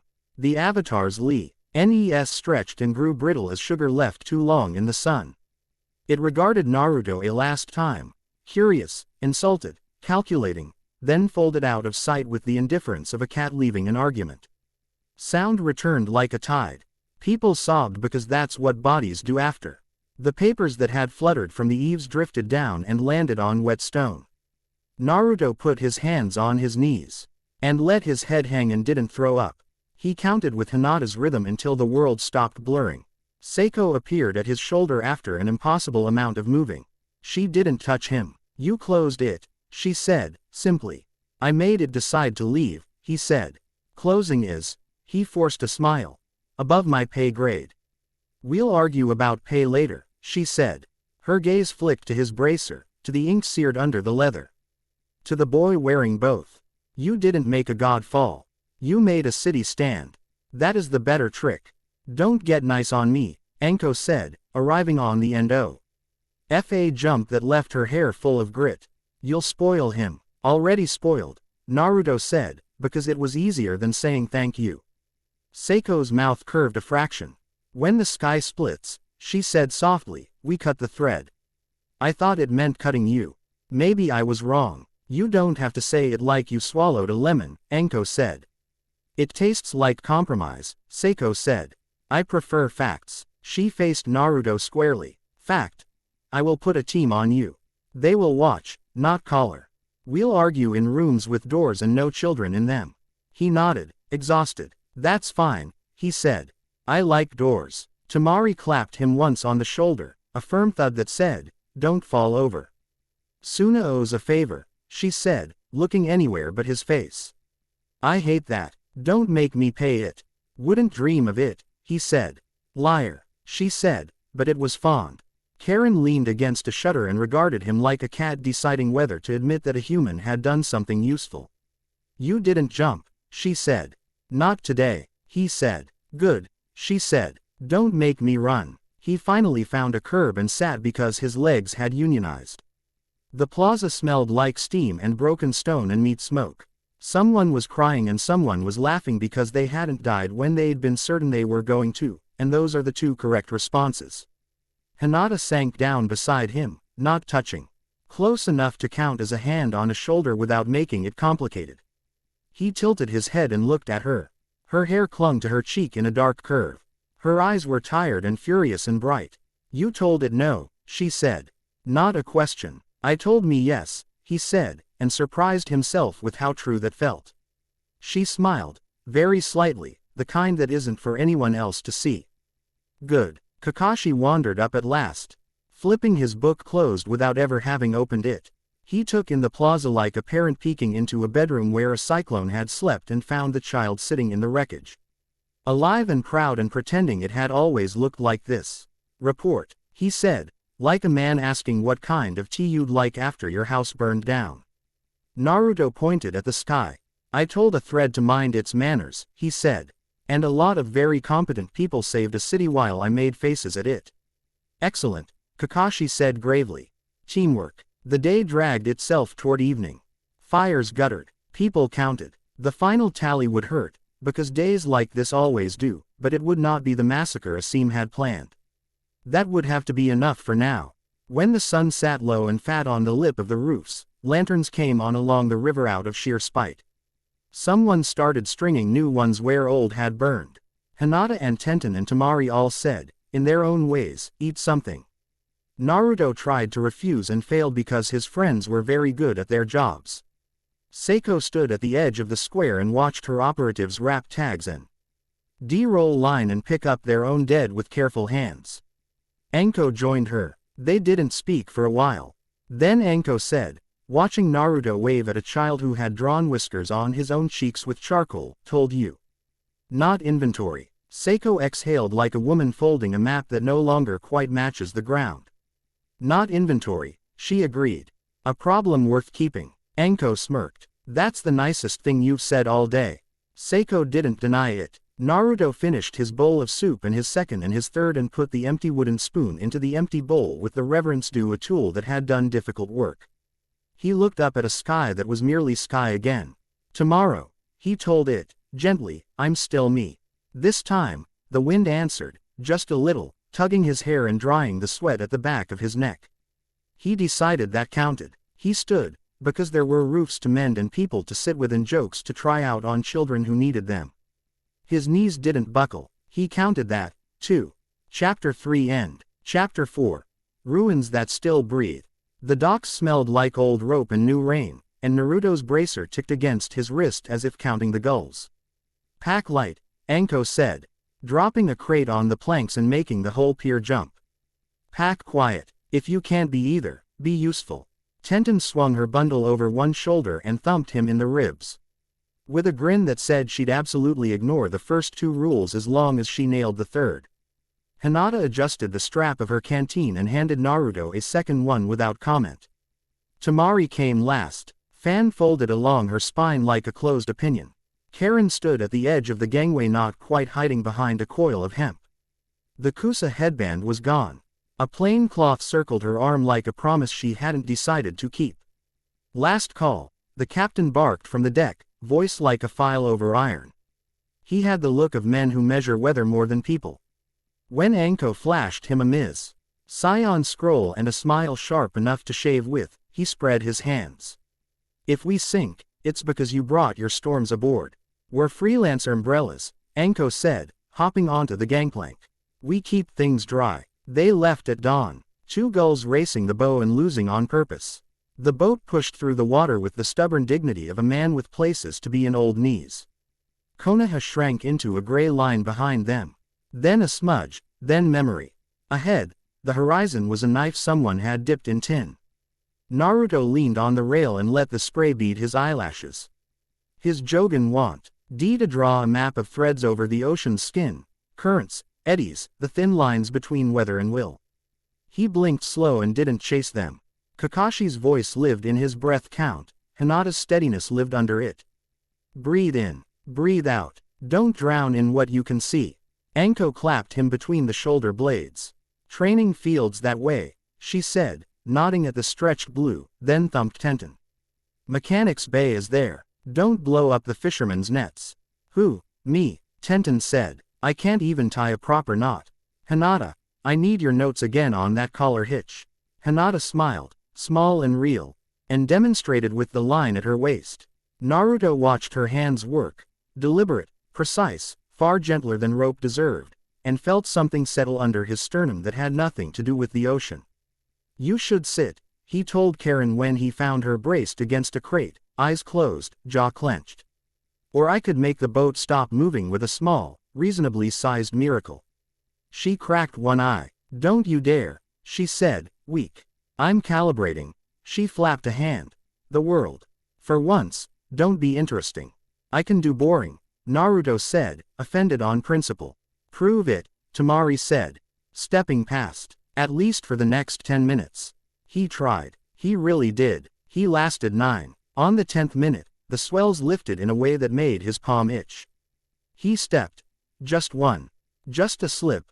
Onto the slick lip of the gunnel and then off again in a blur that put him on the opposite rail with sea in his nose and laughter in his throat. Stop leaping off my boat. The captain said without looking up from his compass. I didn't leap, Naruto protested. I edited where my foot was. Tamari walked by, hip-checked him, and looked everywhere but his face. Be precise, she said. And the old joke made the edges of his mouth curl. Training made its home in the in-betweens. Hinata ran breath drills on the foredeck, anchor chain clinking a slow metronome. In through your nose, she said. Calm in the way you can only be when your own heart has learned not to startle itself. Hold, count to 4, let go. Naruto let go. The tremor in his hand settled, the bracer warmed. Tenten knelt by his wrist with ink and a fine brush between 2 fingers and a tongue caught between her teeth. Version 3, she murmured. Adding a partition run to the inner seam. You'll be able to open a secondary channel and shunt excess when you're stupid. I prefer, ambitious, he said. You prefer, alive, she said without looking up. Trust my math, he did. The brew, shish feathered his skin and the ink crawled into the leather with a quiet greed. When she finished, she tapped the bracer. 3 states. Open, restrict, partition. Think, cup, funnel, sieve. Practice, hitting each without chewing on your tongue. When do I get, teapot? He said. When I'm sure you won't pour yourself out, she said, and slapped his shoulder. Karen sat cross-legged at the stern WI. A notebook flattened on her knees and her palms pressed to the deck, eyes closed. It's louder on the water, she said once without preface, as if picking up a conversation they'd already been having for hours. The thing in the sky, your thread, echoes off the surface. I thought I was the loud one, he said. You are, she said. It's worse when you absorb. You're a bell. Try not to ring when you don't mean to. Anko leaned on the rail watching the way cloud edges broke and mended. She tossed him a skewer and watched him almost drop it because his hands had decided to be idiots again. You flinch because you're afraid of the power, she said. Good. Keep being afraid. People who aren't afraid become museums other people tour to learn what not to touch. You have a way with metaphors, he said. I collect them like knives. She said brightly. The first sight of the ruins came on the second morning, a low gray smudge crawling out of the fog, the bones of a city that had not drowned so much as decided gently to lie down. Stone ribs thrust from the surf. Half towers slumped like old men into the shoulder of the sea. You could glimpse hierarchy even in the wreckage, foundations inked with old spiral seals. Narrower streets strung with vow plaques that time had eaten and left scalloped. Uzu, Anko said softly. No jokes lived in her voice. Your people, my people, Naruto repeated, tasting it. The word wasn't a harpoon. It didn't stick. It warmed under his tongue like a stone you carry in your pocket for luck. They anchored in a cracked cove where red lacquer had once varnish. Head a shrine gate and the gate had returned to wood, then rot, then a suggestion. Crab scuttles etched poems in the sand. The island breathed in short, patient tide. Stay off the obvious paths, Tenten said. Eyes narrowed at the ruins as if they were a blueprint daring her to misread it. Age makes traps generous. Generous, Tamari said. They give you so many chances to fail beautifully, Tenten said, and smiled without humor. They climbed a stair that had decided sometime in the last century to be a slope. The air changed at the top. Drier, more patient, tasting of ink that had soaked into stone and refused to leave. Naruto's Jogan, it had its name whether he said it or not, fluttered awake. Threads webbed every surface. Lines overlaid lines where wards had been laid, broken, mended, abandoned, and repurposed as decoration. Under everything, faint and stubborn, a spiral traced itself into the bedrock like a finger making lazy circles on a river's surface. Careful, Hinata said, and put a hand at the small of his back. Just heat through cloth, just steady. They found the first hall by not finding it, the corner of a room that had forgotten to stop being a room. It still had a ceiling, held up by spite and rebar.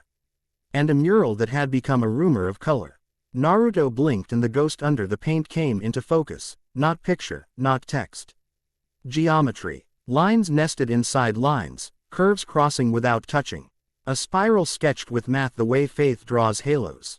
He stepped closer and the bracer hummed his pulse back at him. Hinata exhaled very slowly beside him, Byakugan mapping the wall's bones. Tenten crouched and traced the joints with a fingertip. 2 layers, she said softly. Ink under lacquer under dust. What is it? Temari asked, bland to hide wonder. Not a prison, Naruto heard himself say. A promise. Enko blew out a breath that made dust motes shift. Of what? Naruto swallowed. The threads stirred like grass when something passes. That whatever read to eat them wouldn't use them to eat others, he said. Redirect, not bind. A door with a bouncer. Tenten's eyes sparked. Flow control, she said. That's what I've been trying to. She slapped his arm. See, math is religion, only if your gods are pedantic, Temari said. Which they usually are. They moved deeper where the ruins still remembered corridors. Karen led sometimes because our sensing ran like a river under the floorboards, telling her where current pooled and where it threw back echoes. Twice she paused. Once she backtracked, face pale. Don't step there, she said without explaining. And no one asked because not falling into holes is a sufficient argument. Seiko caught up with them under a broken arch, Division Zero's masks fanning out behind her like a quiet storm front. The truce from the city held like a wire under tension. Enko raised her chin but not her weapon. Temari's fan stayed shut. Containment plan? Seiko asked, voice low to keep it from bouncing off stone. She looked at Naruto as if he had slid into a job application without filling out the form and she was trying to decide if potential excused recklessness. We agreed. Rooms, doors, no children. Ruins, Enko said, not rooms. And he's not inventory. We've established he's not inventory, Seiko said, humor dry and cracked at the edges. He is a problem we're keeping, temporarily. Naruto snorted. Nice step up. Seiko ignored him the way you ignore puppies and politicians. Sensors read fluctuations under the main vault, she said to her operatives. No hard entry until we've mapped. She didn't get to finish. The stairs below them burped up cold air, water lapped at stone. Something under the island shuddered like a sleeping animal rolling in its nest. Naruto's palm prickled hard enough to feel like nails. Time moved, Karen said softly, like it wasn't supposed to. They went anyway, because they were shinobi and people who go anyway even when the floor complains are how villages keep existing. The stairwell flooded knee-deep with water that wasn't just water. Light lived in it, a pale plankton glow that bloomed under footsteps and flirted with the walls as if reading the etchings there. It's beautiful, Hinata whispered, and her voice went round and reverent the way it does when people remember temples taste like salt because we're all trying to keep something afloat. The vault door was a circle heavy with incised spirals, stone sunk into stone. The old seal runes weren't angry. They were tired. Naruto touched the rim and felt a buzz like a sleeping limb waking. Tenten ran both hands over the hinge. Eyes bright. Wheat's off, she muttered. It'll swing if we coax it. Temari sighed like a woman about to commit a small crime and opened her fan one rib. You get one, she said. The gust she sent into the seam wasn't a storm. It was persuasion. The door groaned like old men gossiping and shifted an inch. Water slid through the gap in a cold tongue. It reached Naruto's ankle. His bracer clenched the way a hand does around bad news. He nearly jerked back. Hinata pressed into his shoulder, ground. He steadied. Seiko lifted a hand. Masks forward, she said. No jutsu unless I call it. They eased the circle wider. The vault opened into a basin cut into the bedrock, water to the waist, pillars that had learned to breathe fish-light, an altar stone halfway to drowning. The air tasted like silted ink and secrets. Wide, Karen murmured, palms out like a dowser. Loud, not angry, just hungry. Naruto waded in first because he was bad at leading. Other people go first and because the threads here felt like questions he might be able to answer. His bracer purred, then clicked. The partition seam Tenten had stitched warmed like a sleepy snake. He flexed his fingers and pictured cup, funnel, sieve in quick succession and felt the channels change under the leather. He could almost hear Tenten's glee behind him. Anko's boots slipped on algae. She swore with affection at the concept of slickness. Tamari stayed ankle-deep with her fan held high, convenience and control both. Hinata moved with the water's patience. Karen ghosted from Eddie to Eddie like a bloodhound tracking a hymn. Naruto put his palm on the altar stone. Cool, then cold, then a tug in the meat beneath his palm, not pain, request. He exhaled and didn't pull the spiral in. The stone matched the one that sometimes spun in his hand when he was scared and chose not to be stupid. It felt like a handshake across years. Something in the water answered. It rose in the corner of the basin like a person remembering how to stand. Not a body yet, light drawn around joints, a suggestion of a chest, a head without a face. Naruto recognized the wrongness even as something in him tried to say familiar. It leaned on the water and the water didn't mind. No, Seiko said, voice flat iron. All units. The first operative made a rookie mistake for reasons that weren't inexperience, they were fear. He moved to seal the rising thing from the side, foot slipping on stone. He hit with a splash and vanished into the water with a sound that made everyone's stomachs drop. Naruto didn't think about the door, or Seiko's warning, or the altar. He dove. The cold iced his bones in a single hard greeting. He found the man by the blind grab of fingers on sleeve. The operative's mask looked serene and stupid underwater. His eyes behind it fought the flood. Naruto shoved the cup path in his bracer closed to keep his palm from drinking what was around them and used his shoulder and high knee and his worst habit, forward, to push both their bodies up. They broke the surface into a world that had made new decisions while they were gone. The avatar stood now, taller than a man, ribbed with light, eyes and absence, arm lifted. It wasn't the full-seam beast from the city.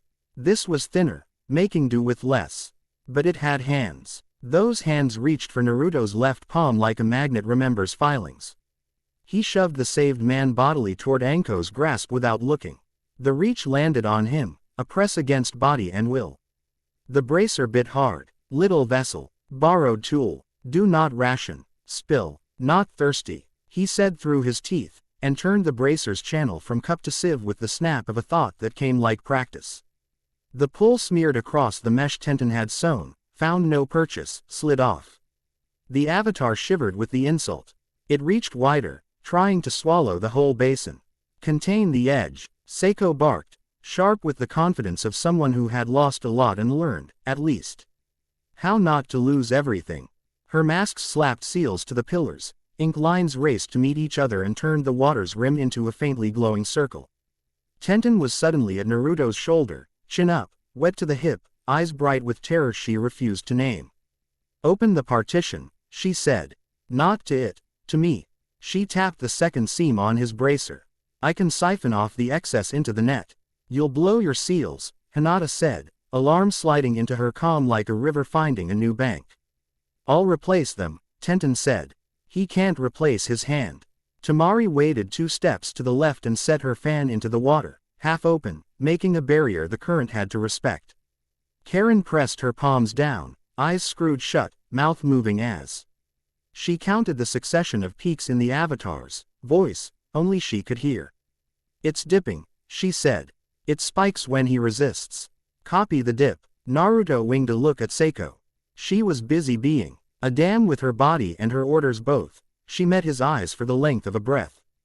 Do it, she said, not to him specifically, to the choice. It sounded like she hated agreeing with a child and loved the results all the same. He opened the partition. It felt like unclenching in some part of him that had been all fist since wave. The avatar grabbed for the flow and found less, like a thief with hands in the wrong pocket. Naruto brought up the spiral in his palm smaller, smallest, no bigger than a coin, and caught the avatar's reaching thread inside it. Cut the contract, Hinata breathed at his shoulder. Not instruction so much as memory, the mural's geometry living in her eyes. He nodded, jaw locked, and cut. The avatar's arm spasmed. Its chest stuttered. Light bled like spores. It tried to pull on his karma, empty me, own me, and hit mesh again. It changed tactics, greedy and sudden, reaching for the water, so much easier to move than will. Tenten slapped a seal into the flow like a paddle. The water disobeyed. For a heartbeat, Naruto felt the stored power in his bones whisper, "Give me to it." For a heartbeat, he wanted to know what it would feel like to flood. In that heartbeat, Hinata's hand found his back. Just heat, just a point of gravity that made him choose where down was. He shunted the wanting into the partition and let Tenten's net drink it with a sizzle. The avatar thinned. It stepped backward without feet and landed on nothing. It didn't understand retreat, it only knew less. Naruto wrapped the tiny spiral around the thin line that tethered it to the seam above, there. At the top of the vault where stone remembered sky. He pulled and the line sang like a hair under tension. "Promise," he said to the stone and the water both, and felt stupid and right. "You redirect. Help me." Stone doesn't nod, but sometimes it stops arguing. The spiral in his palm turned from catch to knife, not with sharpness but with a decision. He cut. The tether went slack. The avatar folded like cloth with the air let out. It hit the water as light and soaked into it as nothing. For a second, everyone in the basin heard silence in their teeth. Naruto stayed standing because down meant drown. And he had decided against both today. His bracer cooled by aching degrees. The saved operative wheezed half laughter on the altar step, coughing up a small fish in mortal terror. Ko braced her forearms on the edge of the altar and breathed like a woman telling her body it was still allowed to do that. She looked up at Naruto with the complicated relief of people who didn't plan for mercy and have to incorporate it on the fly. "You chose," she said. "Not to be a door," Naruto said, trying to grin and finding he didn't have the muscles for it yet. "Feels like a good hobby." Anko hauled the saved man to a higher step and then threw a grin over her shoulder that was almost a dare. "He didn't turn into a cosmic straw," she said cheerfully to Seiko. "We can have cake. We can have debrief," Seiko said. Which was the same sentence if your cake was paperwork. Her mouth softened by a millimeter at Anko's look. Later, Karen shook her hands out as if they hurt from listening. "It's quieter," she said. Relief raw. Whatever that was, it's not gone. But it let go. Tamari, standing shin deep where the glow didn't quite touch, eyed the spinning spiral carved into the altar. And then Naruto's bracer and then the water. "You owe me a new pair of boots," she said, as if the way you kept realities from eating each other was a minor inconvenience and sanitation issue. Her eyes said, "Good choice, idiot." And she didn't make him say thank you. "Not done," Tenten said, soft but steel-edged, as she checked the seams on his bracer with careful fingers. Version 3 held. Version 4 gets you an override. "Don't grin like that, it's not a toy." She swatted him when he grinned anyway. They climbed out wet and heavy with the kind of tired you only feel when you've argued something your grandparents wrote down so you wouldn't have to and then learned you still do. On the steps, Seiko stopped them with a raised palm. "A minute," she said, and for once her masks drifted back without needing it said twice. She looked at the drowned altar, at the spiral work, at the boy with a tool on his arm and the women flanking him like choices he wasn't making alone. "The first time I saw a tree eat a town," she said, voice like a blade wrapped in cloth, "it was not a myth. It was not a parable. It was a field of people turned into husks, smiling because they didn't have muscles enough left to do anything else. An Otsutsuki remnant dropped a seed in a village with a name you don't know anymore. We cut down the sapling with fire and prayers and half our bodies. We were too late. That's why I cut threads." She didn't look at Naruto when she said it. She looked at the stone, because stone doesn't flinch. "Every time I see a mark on a palm," she said, "my hands remember ash." Naruto stood in water reflecting ceiling cracks. He wanted to say "I'm not your field." He wanted to say "I will never be your sapling." He said, "Then teach me how to cut the right things." The RNER of her mouth turned against her will into something like approval and annoyance kissing. "I don't adopt strays," she said. "But I don't shoot dogs that guard gates either." She glanced at Anko. Ho raised both brows as if she wanted it noted on record that she would tattoo that sentence on her shoulder later. "We will set conditions," Seiko finished, "with doors." "Good," Naruto said. "I like doors." They camped where the ruin met the beach and the tide wrote parentheses around their fire. Wind skated over coals and stole only smoke that didn't matter. The stars tried to be generous and failed. Clouds kept secrets like relatives you love anyway. Tenten sat with her back against a broken pillar and the bracer spread across her lap, needle flashing. Partition valve needs a name, she said without looking up. Don't say something stupid. Call it the teapot, Naruto said. For pouring off. Acceptable, she said, and tied a knot. Karen came back from the waterline with a sardine she pretended not to be proud of. She stuck it on a stick with all the piety of a ritual and set it near the flames. I don't like, she started, and then gestured at the whole night. Any of this. But you fed me. And you didn't let the sky drink me without asking. That's statistically rare. You're very sweet, Anko said dryly. I am very tired, Karen said. Tamari oiled her fan with a rag and a wire brush as carefully as you would clean a blade that had once signed a treaty. Suna will pretend we saw rocks and bad weather, she said. Officially. She flicked a glance at Naruto. Unofficially. I'll send a note to a man who likes math and owes me 3 favors. Thank you, Naruto said. Don't make a habit of it, she said. I've got sand to bully. Hinata half dozed beside the fire, holder brushing Naruto's when the wind shifted and not when it didn't. When she spoke, it was in the tone that isn't for crowded rooms. When you were under the water, she said, I thought. She didn't finish the thought. She didn't have to. Her hand made a small shape on her knee that meant taken, lost, found. I didn't want to let go, he said. Saving the operative felt better than holding the rope. He rubbed his sternum as if the wand had left a bruise. It scares me, how good that felt. Good isn't easy, she said. That's why it matters. Anko stole his skewer when he wasn't looking and then, when he pretended to complain, shoved him with the heel of her hand so he nearly fell into the fire. She pulled him back by the collar without glancing away from the waves. You did good, she said, casual. Like it cost her nothing and everything. Now do it quieter so we don't have to take a boat every time you need to talk to a rock. Seiko sat slightly apart with her masks, writing low.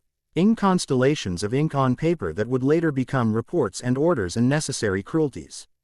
She didn't join their circle, but she stayed where their fire warmed her boots.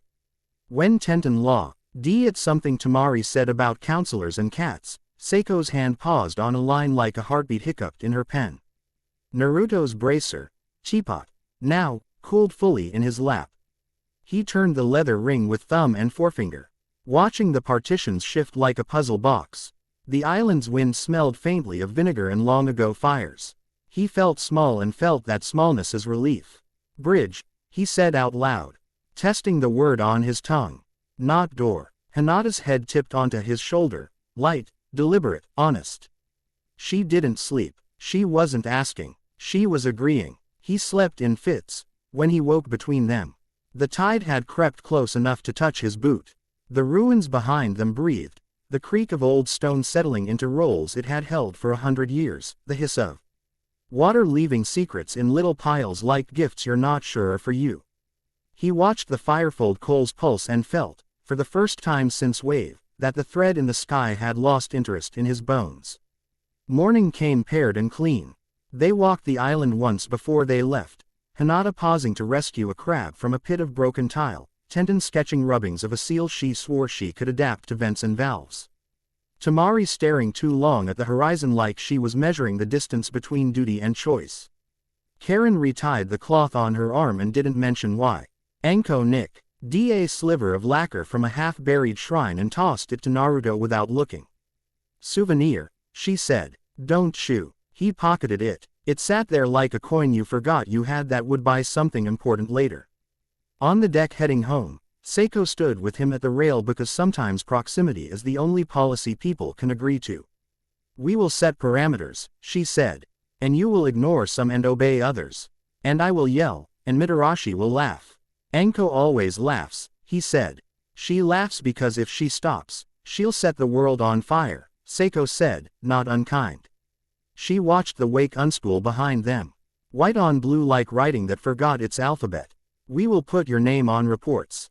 We will build doors for rooms no one thought needed them. And the next time the sky tries to borrow you, we will be ready to make it apologize. That's not really how the sky works, he said. It is now, she said. Land rose by degrees, first as a bruise, then as a promise. Konoha's wall cut the horizon like a line drawn by a patient hand. Naruto felt the city in his bones the way you feel a song you've learned by accident because everyone you love hums it. "How's your hand?" Tenten asked, sidling into his peripheral vision, ink-smudged and smug. "Mine," he said. "Good," she said. Version 4 is still happening. Tamari tapped the rail with a knuckle. "Remember," she said, looking out, not at him. "Because looking at him would make it too earnest, you owe me boots." "And favors," he said, deadpan. "Don't push it," she said. Hinata's fingers brushed his bracer and then his wrist. Skin warm on leather, a touch like the briefest comma, enough to change the sentence, not enough to end it.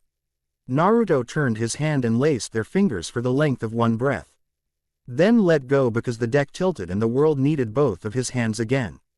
"Tomorrow," he told the wind when the gulls came ugly and loud to greet the boat. "I'm still me." The wind took the words and didn't bring them back, which he counted as a promise kept. They made the harbor at noon. The day had the rattle of markets and the grit of leftover catastrophe under its fingernails.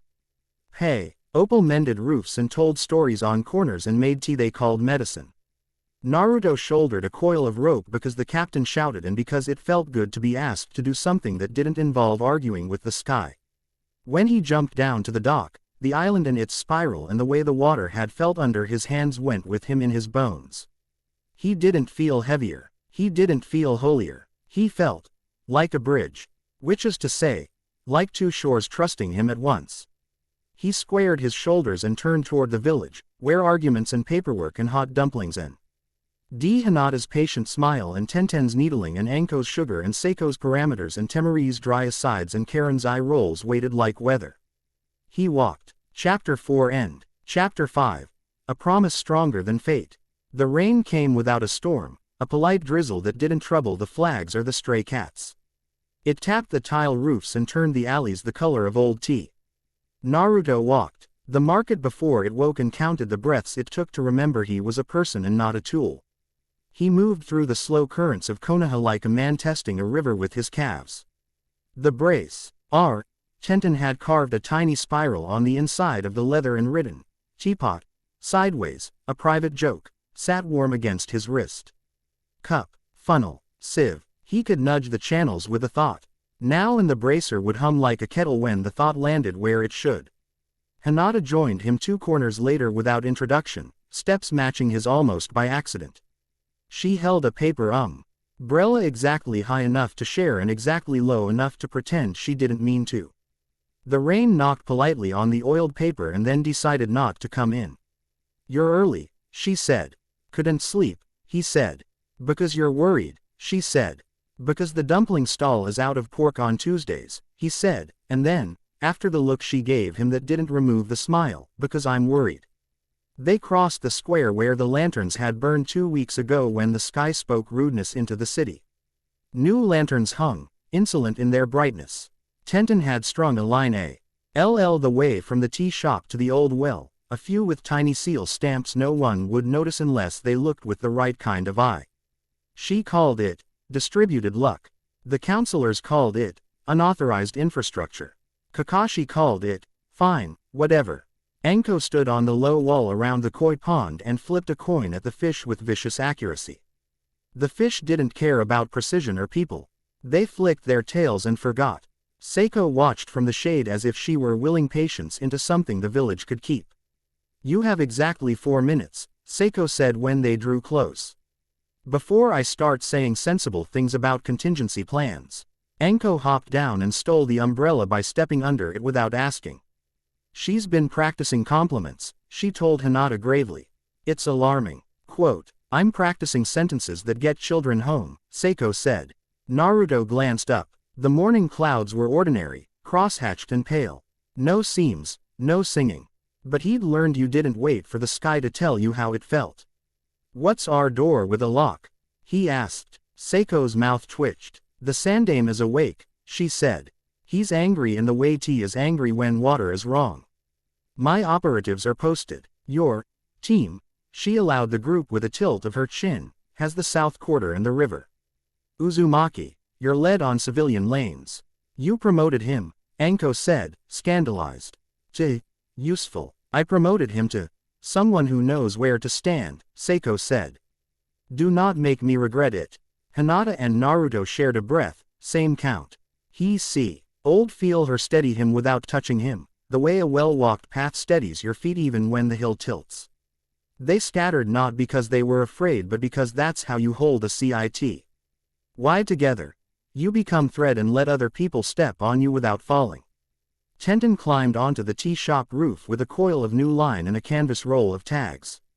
Tamari walked the market edge. ND checked crosswinds by the way paper scraps behaved. Karen found the place by the river where voices piled up and put her palms there to listen. Naruto made a chalk mark on the corner post outside the apothecary, a spiral inside a square. Small enough to be decoration, loud enough for people who needed it. Point toward the mark and follow the last person, he told the woman sweeping her threshold. If it gets bad, does it feel like it will? She asked, and he had to love her for the way she made the question casual. It feels like today, he said. By noon the air had a thrum in it like the moment before a bee makes up its mind. The drizzle quit politely. The light went flat. The ordinary became a little too exact. Naruto was on the river path when the sound happened. It started in his teeth, a thin, glassy hum. It spread to his wrists, his knees, the hinge of his jaw. The hairline in the air above the south wall brightened to a thread and drew itself taut. Karen's head snapped up. She'd been tugged by a string tied to the back of her skull. It's here, she said, voice very small, because some announcements don't benefit from volume. Tamari clicked her fan open a rib and low. Ocked at the clotheslines that crossed the lane. They swayed not with wind but with a decision the day had made about directions. Positions, she said, and people who had no idea who she was moved anyway because authority has a taste. Seals lit on rooftops where Seiko's masks had been quiet all morning. Anko perched on a post and smiled with too many teeth and said to Naruto, soft, don't get noble. Get right, I don't know how, he said, and she grinned wider. Liar. The seam drew itself longer. The first inversion of light came like a wave that didn't know how to be water. Naruto felt his bracer tense, hungry and helpful. He put his palm on the river wall and counted. South Lane, Hinata called, voice carrying through noise like a bell through cloth. Clear in 10. He didn't see her. He trusted where she was. Tenten's voice over rooftops. Blue line, left of the laundry. Follow the stupid tape. The tape was actually rope and the rope had tiny seals that made it hum, this way, so faintly you had to want to hear it. Seiko moved through the square like a dividing line. Perimeter holds, she said without raising her voice. Do not engage the seam itself.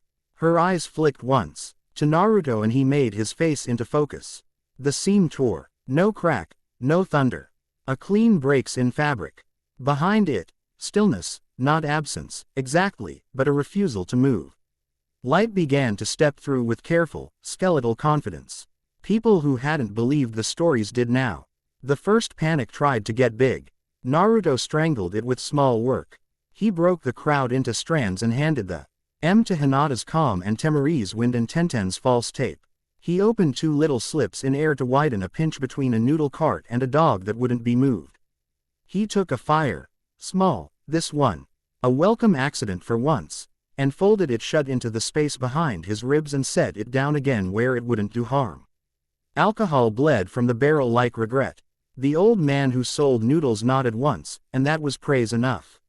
North balcony. Sakura shouted from somewhere with the authority of someone who had finally stopped apologizing for knowing things. Weak beam. Move. Sasuke D. Ragged a plank like a man arguing with a stubborn thought and made a bridge over 3 bodies worth of trouble.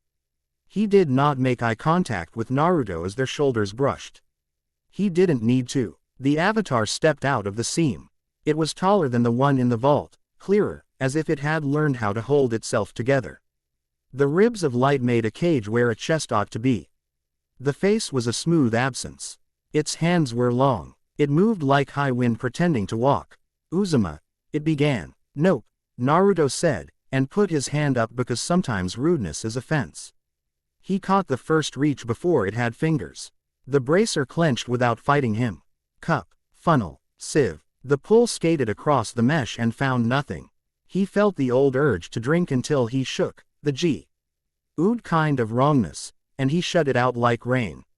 Vanishing spiral, he heard Tenten call down the street, not to him, to anyone who needed a word for what he did. He smiled despite himself and Shaw. Had the spiral no bigger than a coin and threw it past the avatar's shoulder. It popped behind the thing's elbow and bent it a degree. A teacher's tap. The avatar tilted its head and recalculated. Car. In made a sound like swallowing a cry you haven't earned. It's thinking, she said. I hate when it thinks. Welcome to my whole life, Anko said, then spoke across Naruto's shoulder to Seiko. Your people spread thin, Seiko said, and did not add, but held.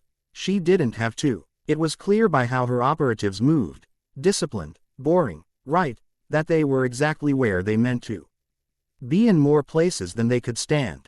The avatar didn't lunge, it asked. Naruto could feel it in the threads that connect living things. Lend me the way through you.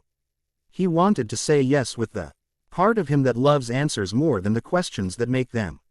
He said no, and felt the way the word lodged in his ribs like a stone he could lean on. It widened its reach. Civilians who and made it to lanes pressed to walls and made themselves smaller without being asked and whispered prayers out of religions that had no names anymore. Hinata's voice. This way, eyes on me, cut a pat. The way a lantern does when you hold it the right height. Tamari stepped into the reach and treated it like wind that didn't know better. She banked it up with a single rib flick, threw it over the rooftops where no one breathed. You and me, she told Weather.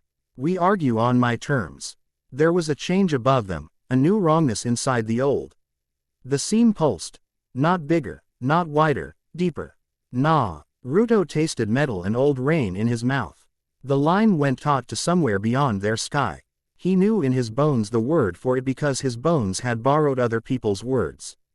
Tether. Seed, Seiko said, and the syllable wasn't fear. It was inventory. It's trying to drop one. Masks. The plan didn't need finishing. The nearest three operatives threw their tags not at the avatar but at T. He air around the seam and the tag stuck to nothing and refused to fall, lines shooting out to anchor points they'd planned 6 weeks ago and practiced in rooms with no windows. The grid hummed and the seam's edges flickered. The tether's tug stuttered. Naruto felt it reroute. The next obvious path ran through him. It always did. He took a breath that belonged to him.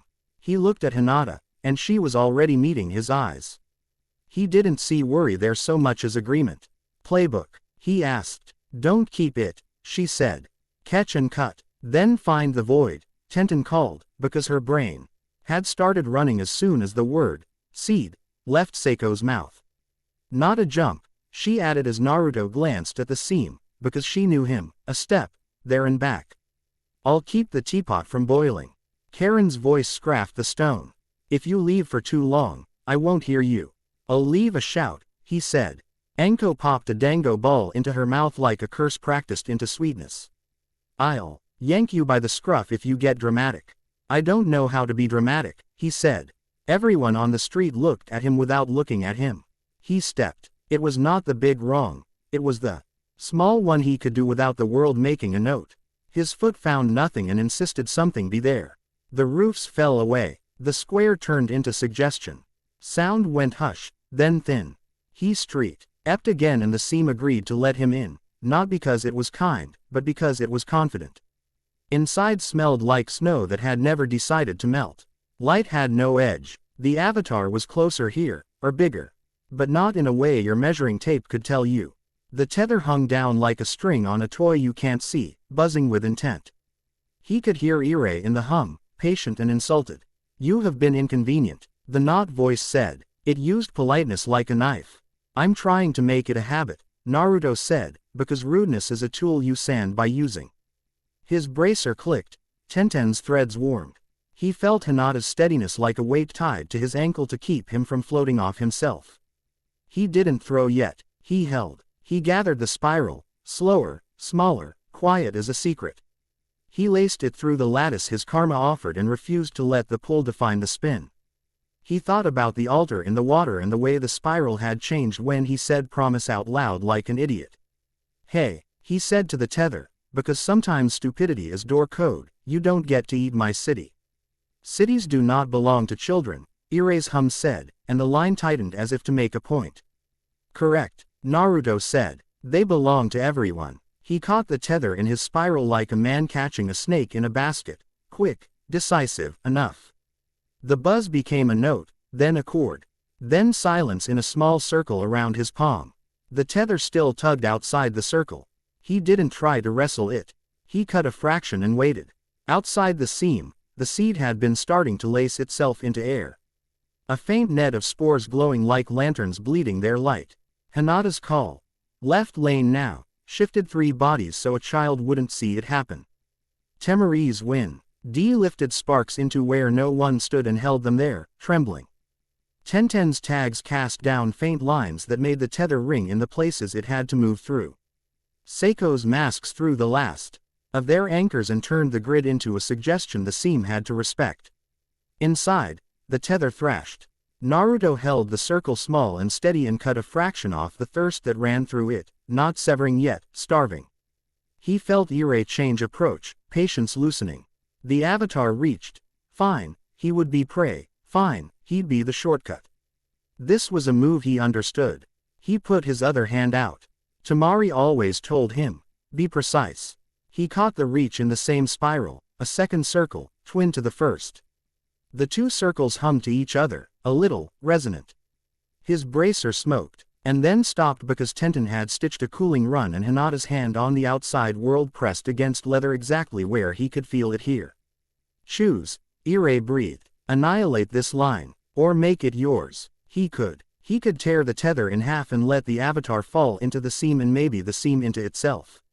He could take the reach and make it a leash and tug it and be it'll God in a human town for a minute or an hour before it ate him and wore his face. He thought of the mural in Uzu that had been a promise, not a prison. He thought of Seiko's voice going quiet and she said, field of people turned into husks. He thought of Tenten's small, precise hands checking stitching twice without talking. He thought of Karen rooting herself to the river stone with her paw. LMS because she hated herself when she ran from sounds she could fix. He thought of Temari's win being a law, not a habit. He thought of Hinata touching his shoulder like a comma. He thought of the OLD man who had looked up at him from the noodle pot and said, you're loud. I choose to shut you up, Naruto said, not to Irei, to the tether, to the gravity of wanting. He changed the spiral by 1 notch. Catch to severance, not knife. Mercy with teeth. It was a difference of will, not edge. He put the circle between the tether and whatever waited above to drink and he cut the contract, not the line. The pull traveled into the circle and met a refusal that didn't fight, it rerouted. It pressed to the side and found no mouth. It slid into a fold where nothing waited to answer. The avatar stuttered. It lost 1 moment of continuity. Light fell off its shoulders like dust. The seam's edge fuzzed, a slight frosting around a straight cut. Outside, the faint net over the square hissed and went out. The pulses in the air smoothened from frantic to angry to baffled. People who had been bracing for their own bodies to lie to them found they could set their feet again. Seiko exhaled into the back of her teeth and didn't let relief turn her spine soft. Enko whooped once and then pretended she hadn't. Hold him, Tenten said to the air, because she knew where he was even when she couldn't see. Just 1 more count. He held. His shoulders shook. Once, he would have called the shake fear. It wasn't. It was strain and breath and the hard work of choosing not to be easy. Irei spoke again. Not voice now, not words. Just a weight in the bones that wanted to be authority. You will regret smallness. Maybe, Naruto said, but I'll be here to regret it. He took the 2 circles in his palms and pressed them together like prayer. Palms to palms through the tether, and he cut the permission between the hunger and the world. The tether went slack. It didn't snap. It simply stopped being attached to anything that fed. The avatar's head tipped as if listening to a music that wasn't playing. Its hands lifted and discovered they were hands for nothing. It looked at Naruto and had nothing to say because instruments do not speak when the player leaves. It folded out of the seam. Not into it, out of it, back into the stillness like a shade returning to its wall. Naruto released, because you don't grip shut doors. You check once and you walk away. The seam didn't seal like a wound. It softened like a scar you forget you have until it rains. He stepped back into the world with knees, lungs, a street, and people. He did not fall because Hinata's hand was already on him and Tenten's fingers were at his bracer and Temari's shoulder made a wall that moved with him.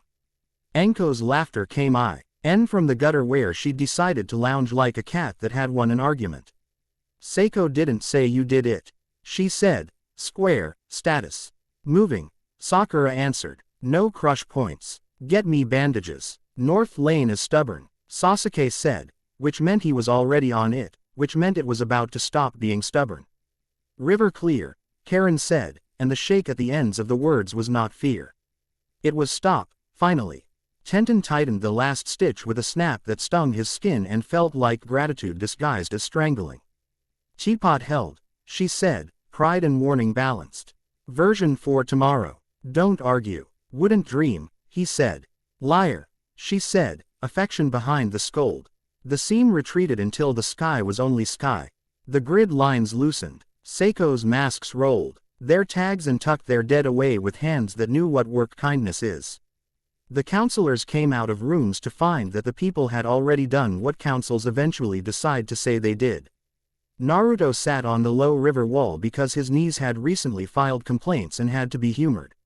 Someone handed him a bowl. He ate the soup without tasting it and tasted it completely, the hot, the salt.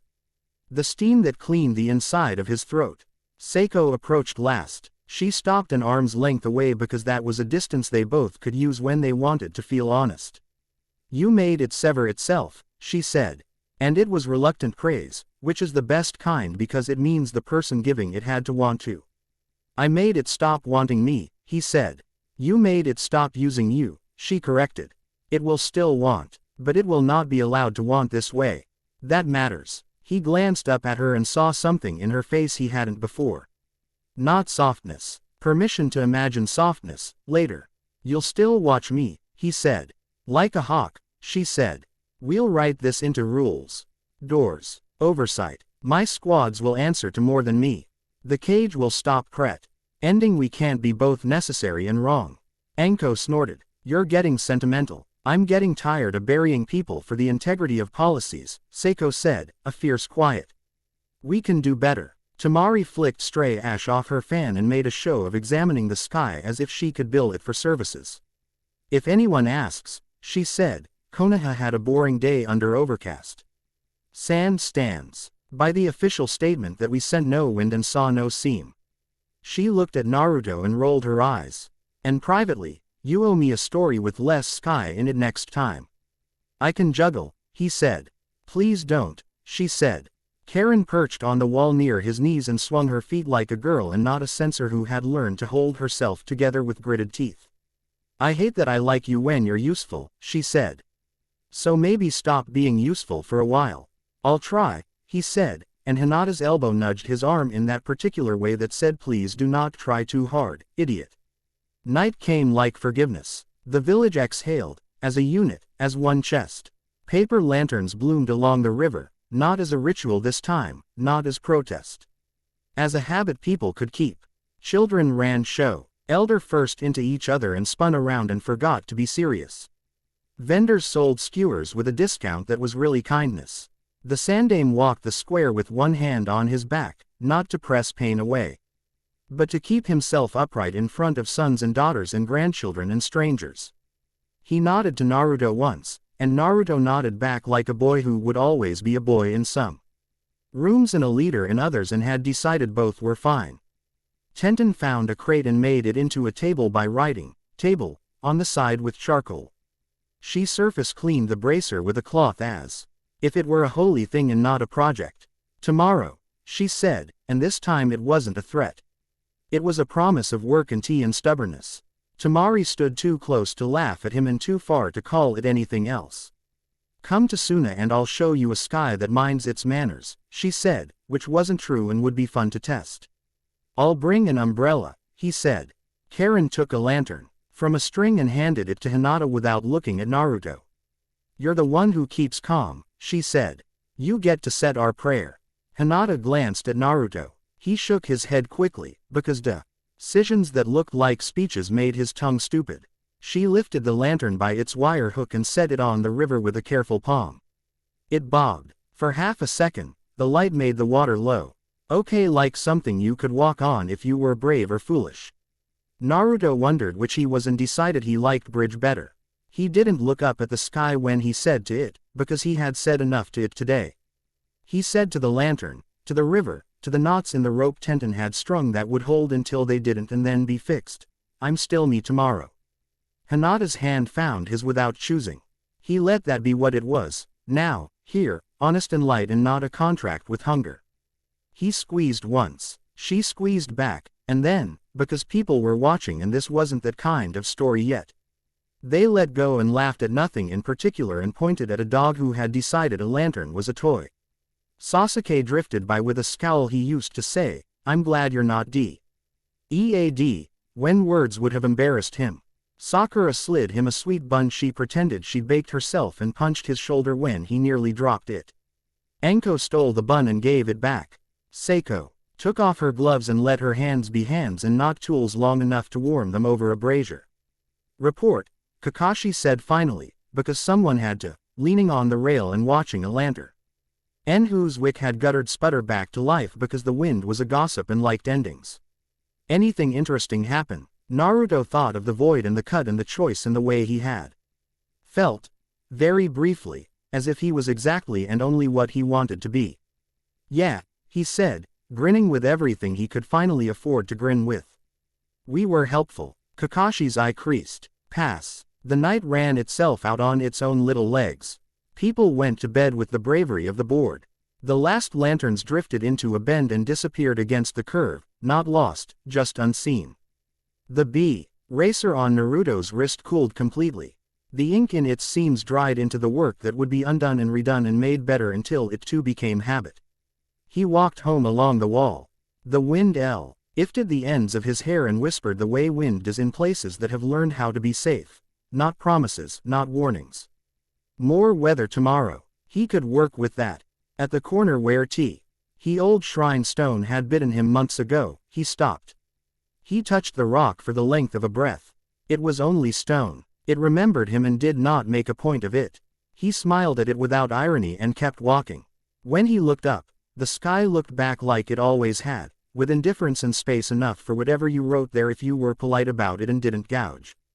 Good, Naruto told it, not asking. Stay big. I'll stay small and loud. He turned the last corner into his street and found he was tired in the correct way. Legs, lungs, grin. He liked that. He locked the door because doors were good and he could be a person who used them. He sat on the edge of his bed and took off his boots one at a time and laughed, because Tamari would bill him for new ones anyway. He lay back and put his left hand over his stomach and his right over his face and breathed the count Hinata had taught him and let himself fall into sleep like a step he had practiced until it felt like walking. In the hallway, the house timber creaked the way old wood does, friendly and nosy.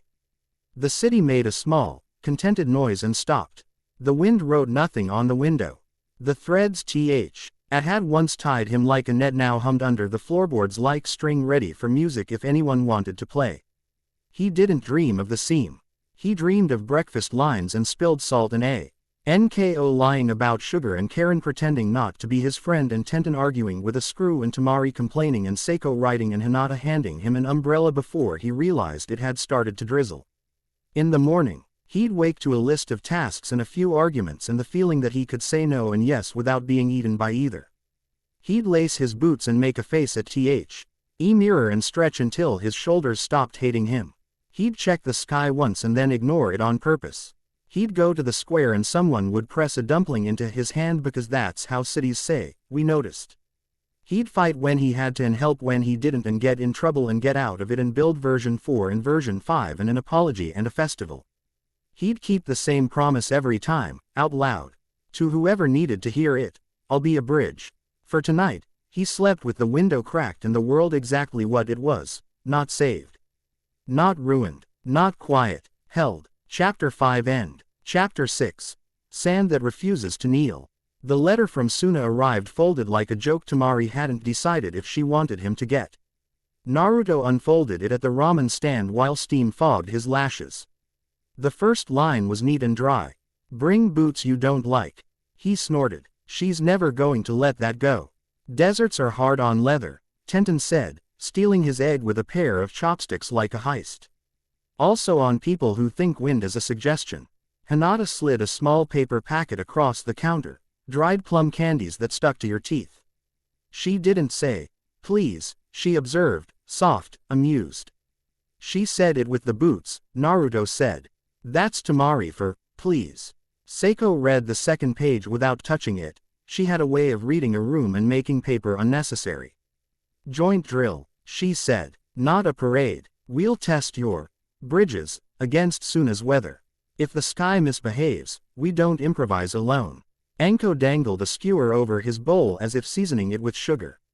"And we get sand in our shoes and in our teeth and in our reports." "Boots you don't like," Naruto repeated, because sometimes repetition made choices easier.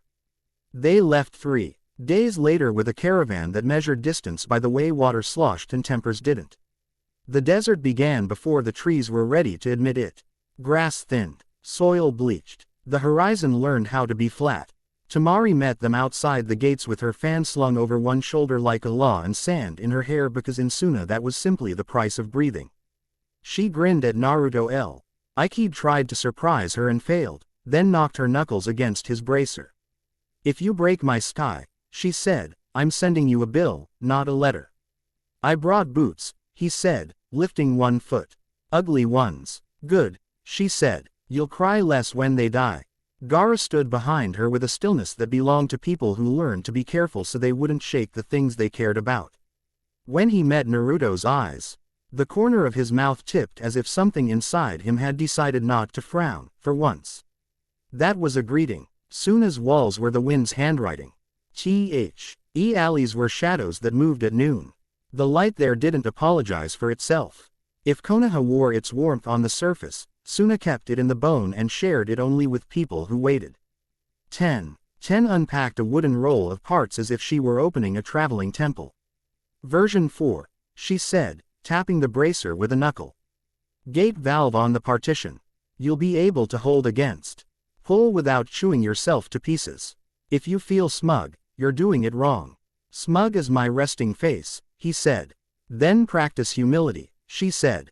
"Tamari, I need a workbench that isn't sand." Tamari smirked. "You can have 2 cinder blocks and a promise."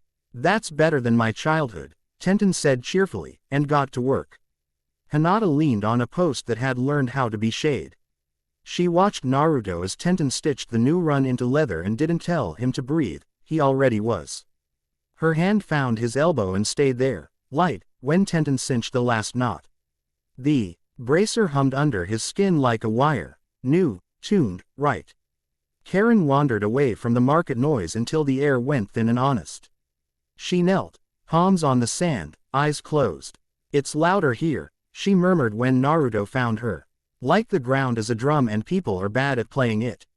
He listened. The desert's threads didn't draw maps like rivers and streets. They arced long and shallow, soundless arcs. He let them be. "Teach me the rhythm," he said. "It's not music," she said, opening one eye. "It's timing." She tapped his bracer with 2 fingers.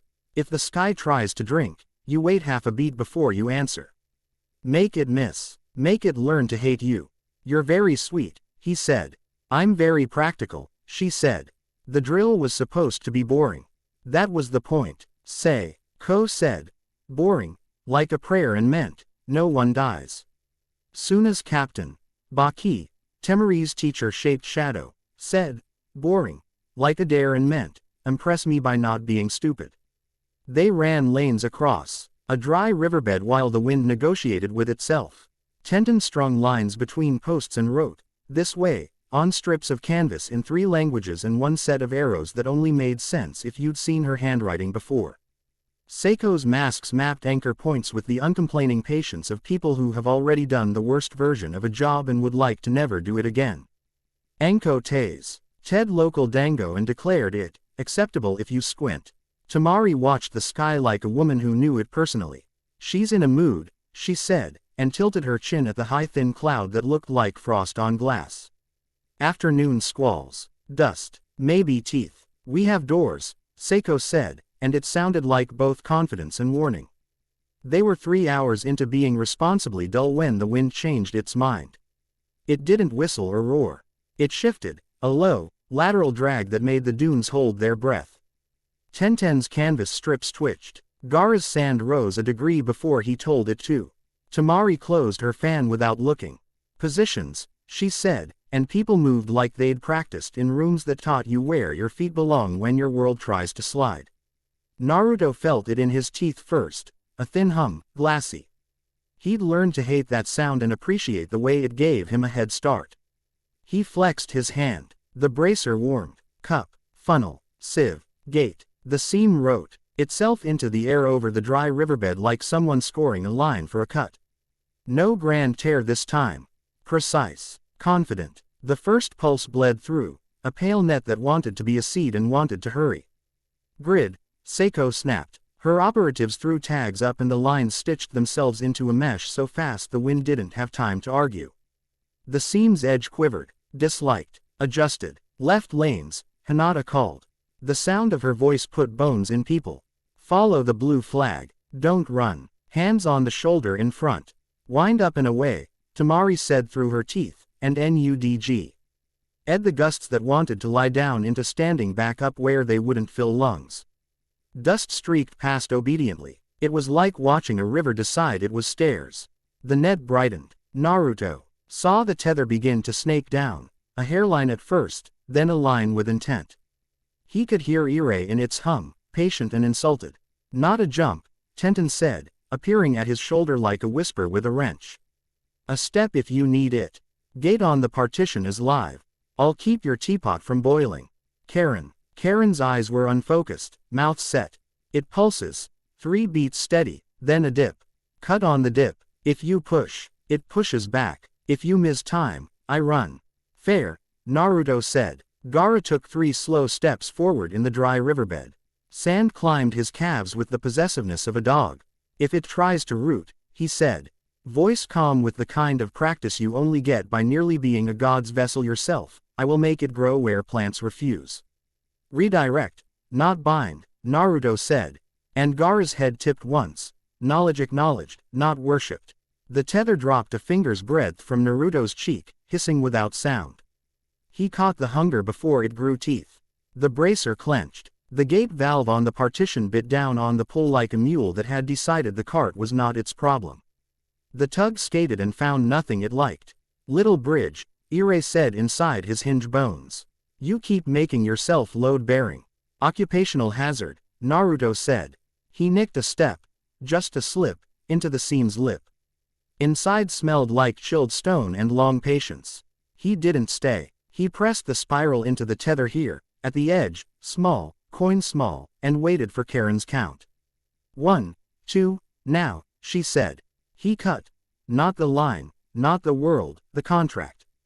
The pull jolted where it expected obedience and met refusal shaped like mercy. It slid off into the partition.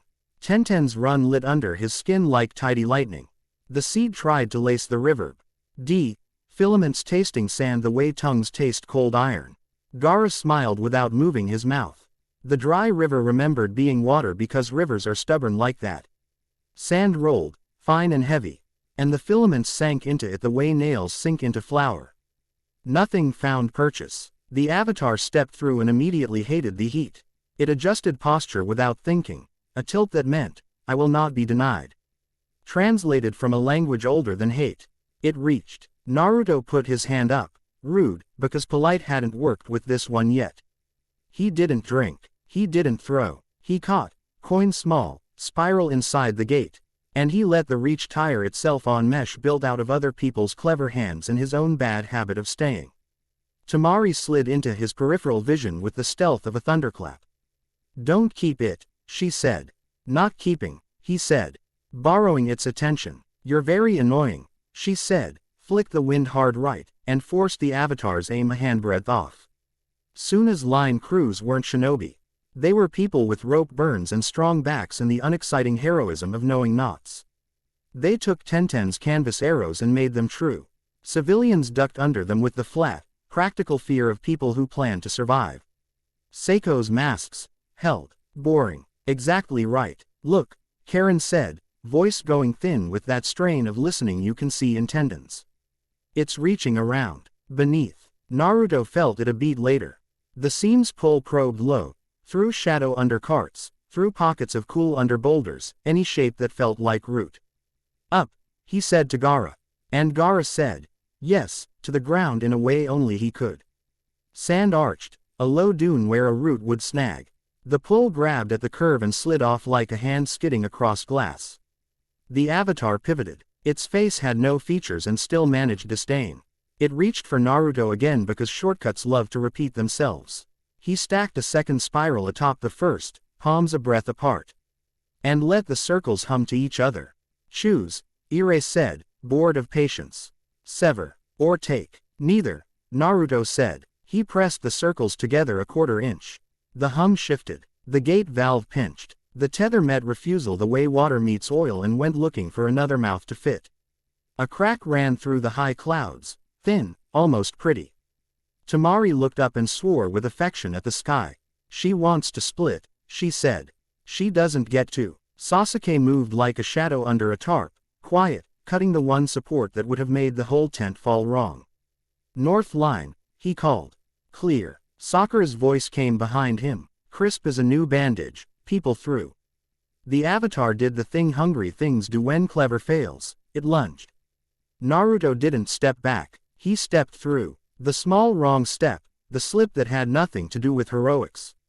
Inside brushed him cold. He cut in the space between the avatar's hands, not severing light, severing permission. It stuttered, like an instrument missing a string. The seam pulsed, annoyed. The tether twanged. Karen said, now, and he cut again on the dip. The gate valve burned and cooled in. A sequence that felt like a heartbeat someone had tuned on purpose. Tenten's stitches held. Her laugh, breathless and thin, floated to him like a line. Don't get noble, Anko called from the shrug of rock where she'd tackled an idiot cultist whose only contribution to the day was trying to make a distraction with a bag of powder and poor life choices. Get right, I'm trying, Naruto said, and he trying felt like work he knew how to do. Gaara lifted his hand and the sand obeyed, not as shield, not as spear. As channel, he made a slope for the pull to run down and out, a shallow riverbed that guided nothing to nowhere. Temari put wind over it so the nothing didn't settle where people would need to walk. Hinata's voice counted lanes. Seiko's lines held. The avatar learned it was neither welcome nor interesting. It tried one last time, pure and blunt, seed first, questions later. Naruto put his palm on the ground. The desert doesn't belong to hands. It belongs to weather and patience. It still knows the feel of promise. He said, redirect, without moving his mouth, and the spiral in his hand matched the slow spiral etched into Uzumaki stone underwater 100 miles away because so. Metime's geometry doesn't care about maps. He caught the seed not as an attack but as a gesture, mid-gesture, and he turned it, a degree, a feather's weight. A plan aimed at the riverbed folded into the sky instead. Seed met empty air and discovered it had nowhere to root. It blew apart like ash at a funeral. No smoke, no heat, just the rude quiet of a thing told, not here. The avatar stood for a beat that felt like a held breath. Then flattened like a spent wave. The seam softened from argument to scar. Wind remembered chores. People remembered errands. Naruto let go. He did it slowly because fast made knees forget work. Hinata's hand was already on his shoulder in that exact place she always found. Tenten's fingers were on his bracer, tapping the gate valve like she could knock it back into alignment with two knuckles. Karen exhaled like a punctured bellows and laughed once, sharp and unbelieving. Temari bumped his hip with hers more roughly than necessary and then looked away before anyone could accuse her of kindness. Seiko didn't clap. She didn't say, good. She said, count. Alive, Sakura called, voice raw and certain. Too many scrapes. No names to carve. Lines intact, one of Seiko's masks said, as if embarrassed by competence. Grid held. Wind tired, Temari said, rolling her shoulders. We can live with tired. Sand obeyed. Gaara said simply, which meant more than he would let anyone read into it. Naruto sat down on the hot lip of the dry river, boots ugly and loyal, and drank water that tasted like tin and victory you don't brag about. The bracer cooled against his wrist.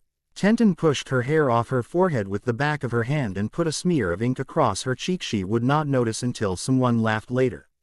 Seiko came and stood not in front of him, not above, but beside. She looked at the patch of sky where a seam had thought it could put a root and didn't.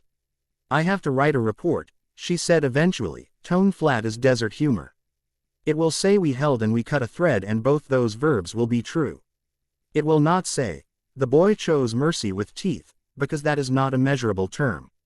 That's okay, Naruto said. I didn't do it for a verb. She made a small sound that might have been a laugh in someone else's mouth. Suna will sign the charter, she said, almost grudgingly. Doors. Oversight. We'll stop pretending we can contain storms with secrecy. If Konoha resists, I'll bruise meetings until they give. Thank you, he said. Don't thank me, she said, automatic. It makes restraint harder to keep. Enko flopped down on his other side, stole his canteen, drank recklessly, wiped her mouth with the back of her hand, and said, you didn't get dramatic. I'm disappointed. I was very dramatic inside, he said. Asked Karen. Karen made a face. He was medium dramatic. Acceptable levels. Do that again and I might stop pretending to hate you. Tamari stood over them, fan casting a slab of shade like a roof.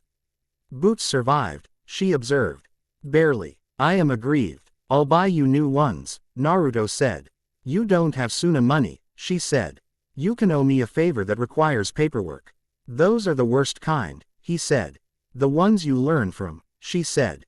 Gaara walked to the middle of the dry river and stood there for a long time with his eyes closed. Sand ran over his feet and didn't bury them. When he opened his eyes, he looked at Naruto, then at the horizon, and for a second the two lines felt the same. By evening the wind had decided to be lazy. Suna built its night the way it always did, with tea poured too hot on purpose. With laughter at a pitch that pretended the world never tried to end, with children daring each other to run across a courtyard in the dark. Paper lanterns hung, from lines that shouldn't have held anything. They held anyway. Tamari produced a bottle that had survived a council meeting and 3 sandstorms. We officially saw nothing today, she said to the circle that had assembled without being invited. Unofficially, we did our jobs and no one died and I am going to be unbearable about it. Please, Tenten said, visor pushed up, oil on her fingers. You were born unbearable. Compliments later, Enko said, mouth full of something that might have been a date and might have been a weapon. To the part where we didn't get eaten. To doors, Seiko said, with the caution of someone toasting with a glass she refuses to put down. Hinata set a lantern on the rim of the dry river and let it go. It bobbed once, found a current made of air and habit, and drifted toward the mouth of the canyon where wind hummed without malice. Naruto watched it until it turned into a small, patient star. Tomorrow, he told the lantern, because he had stopped talking to the sky when he didn't need to.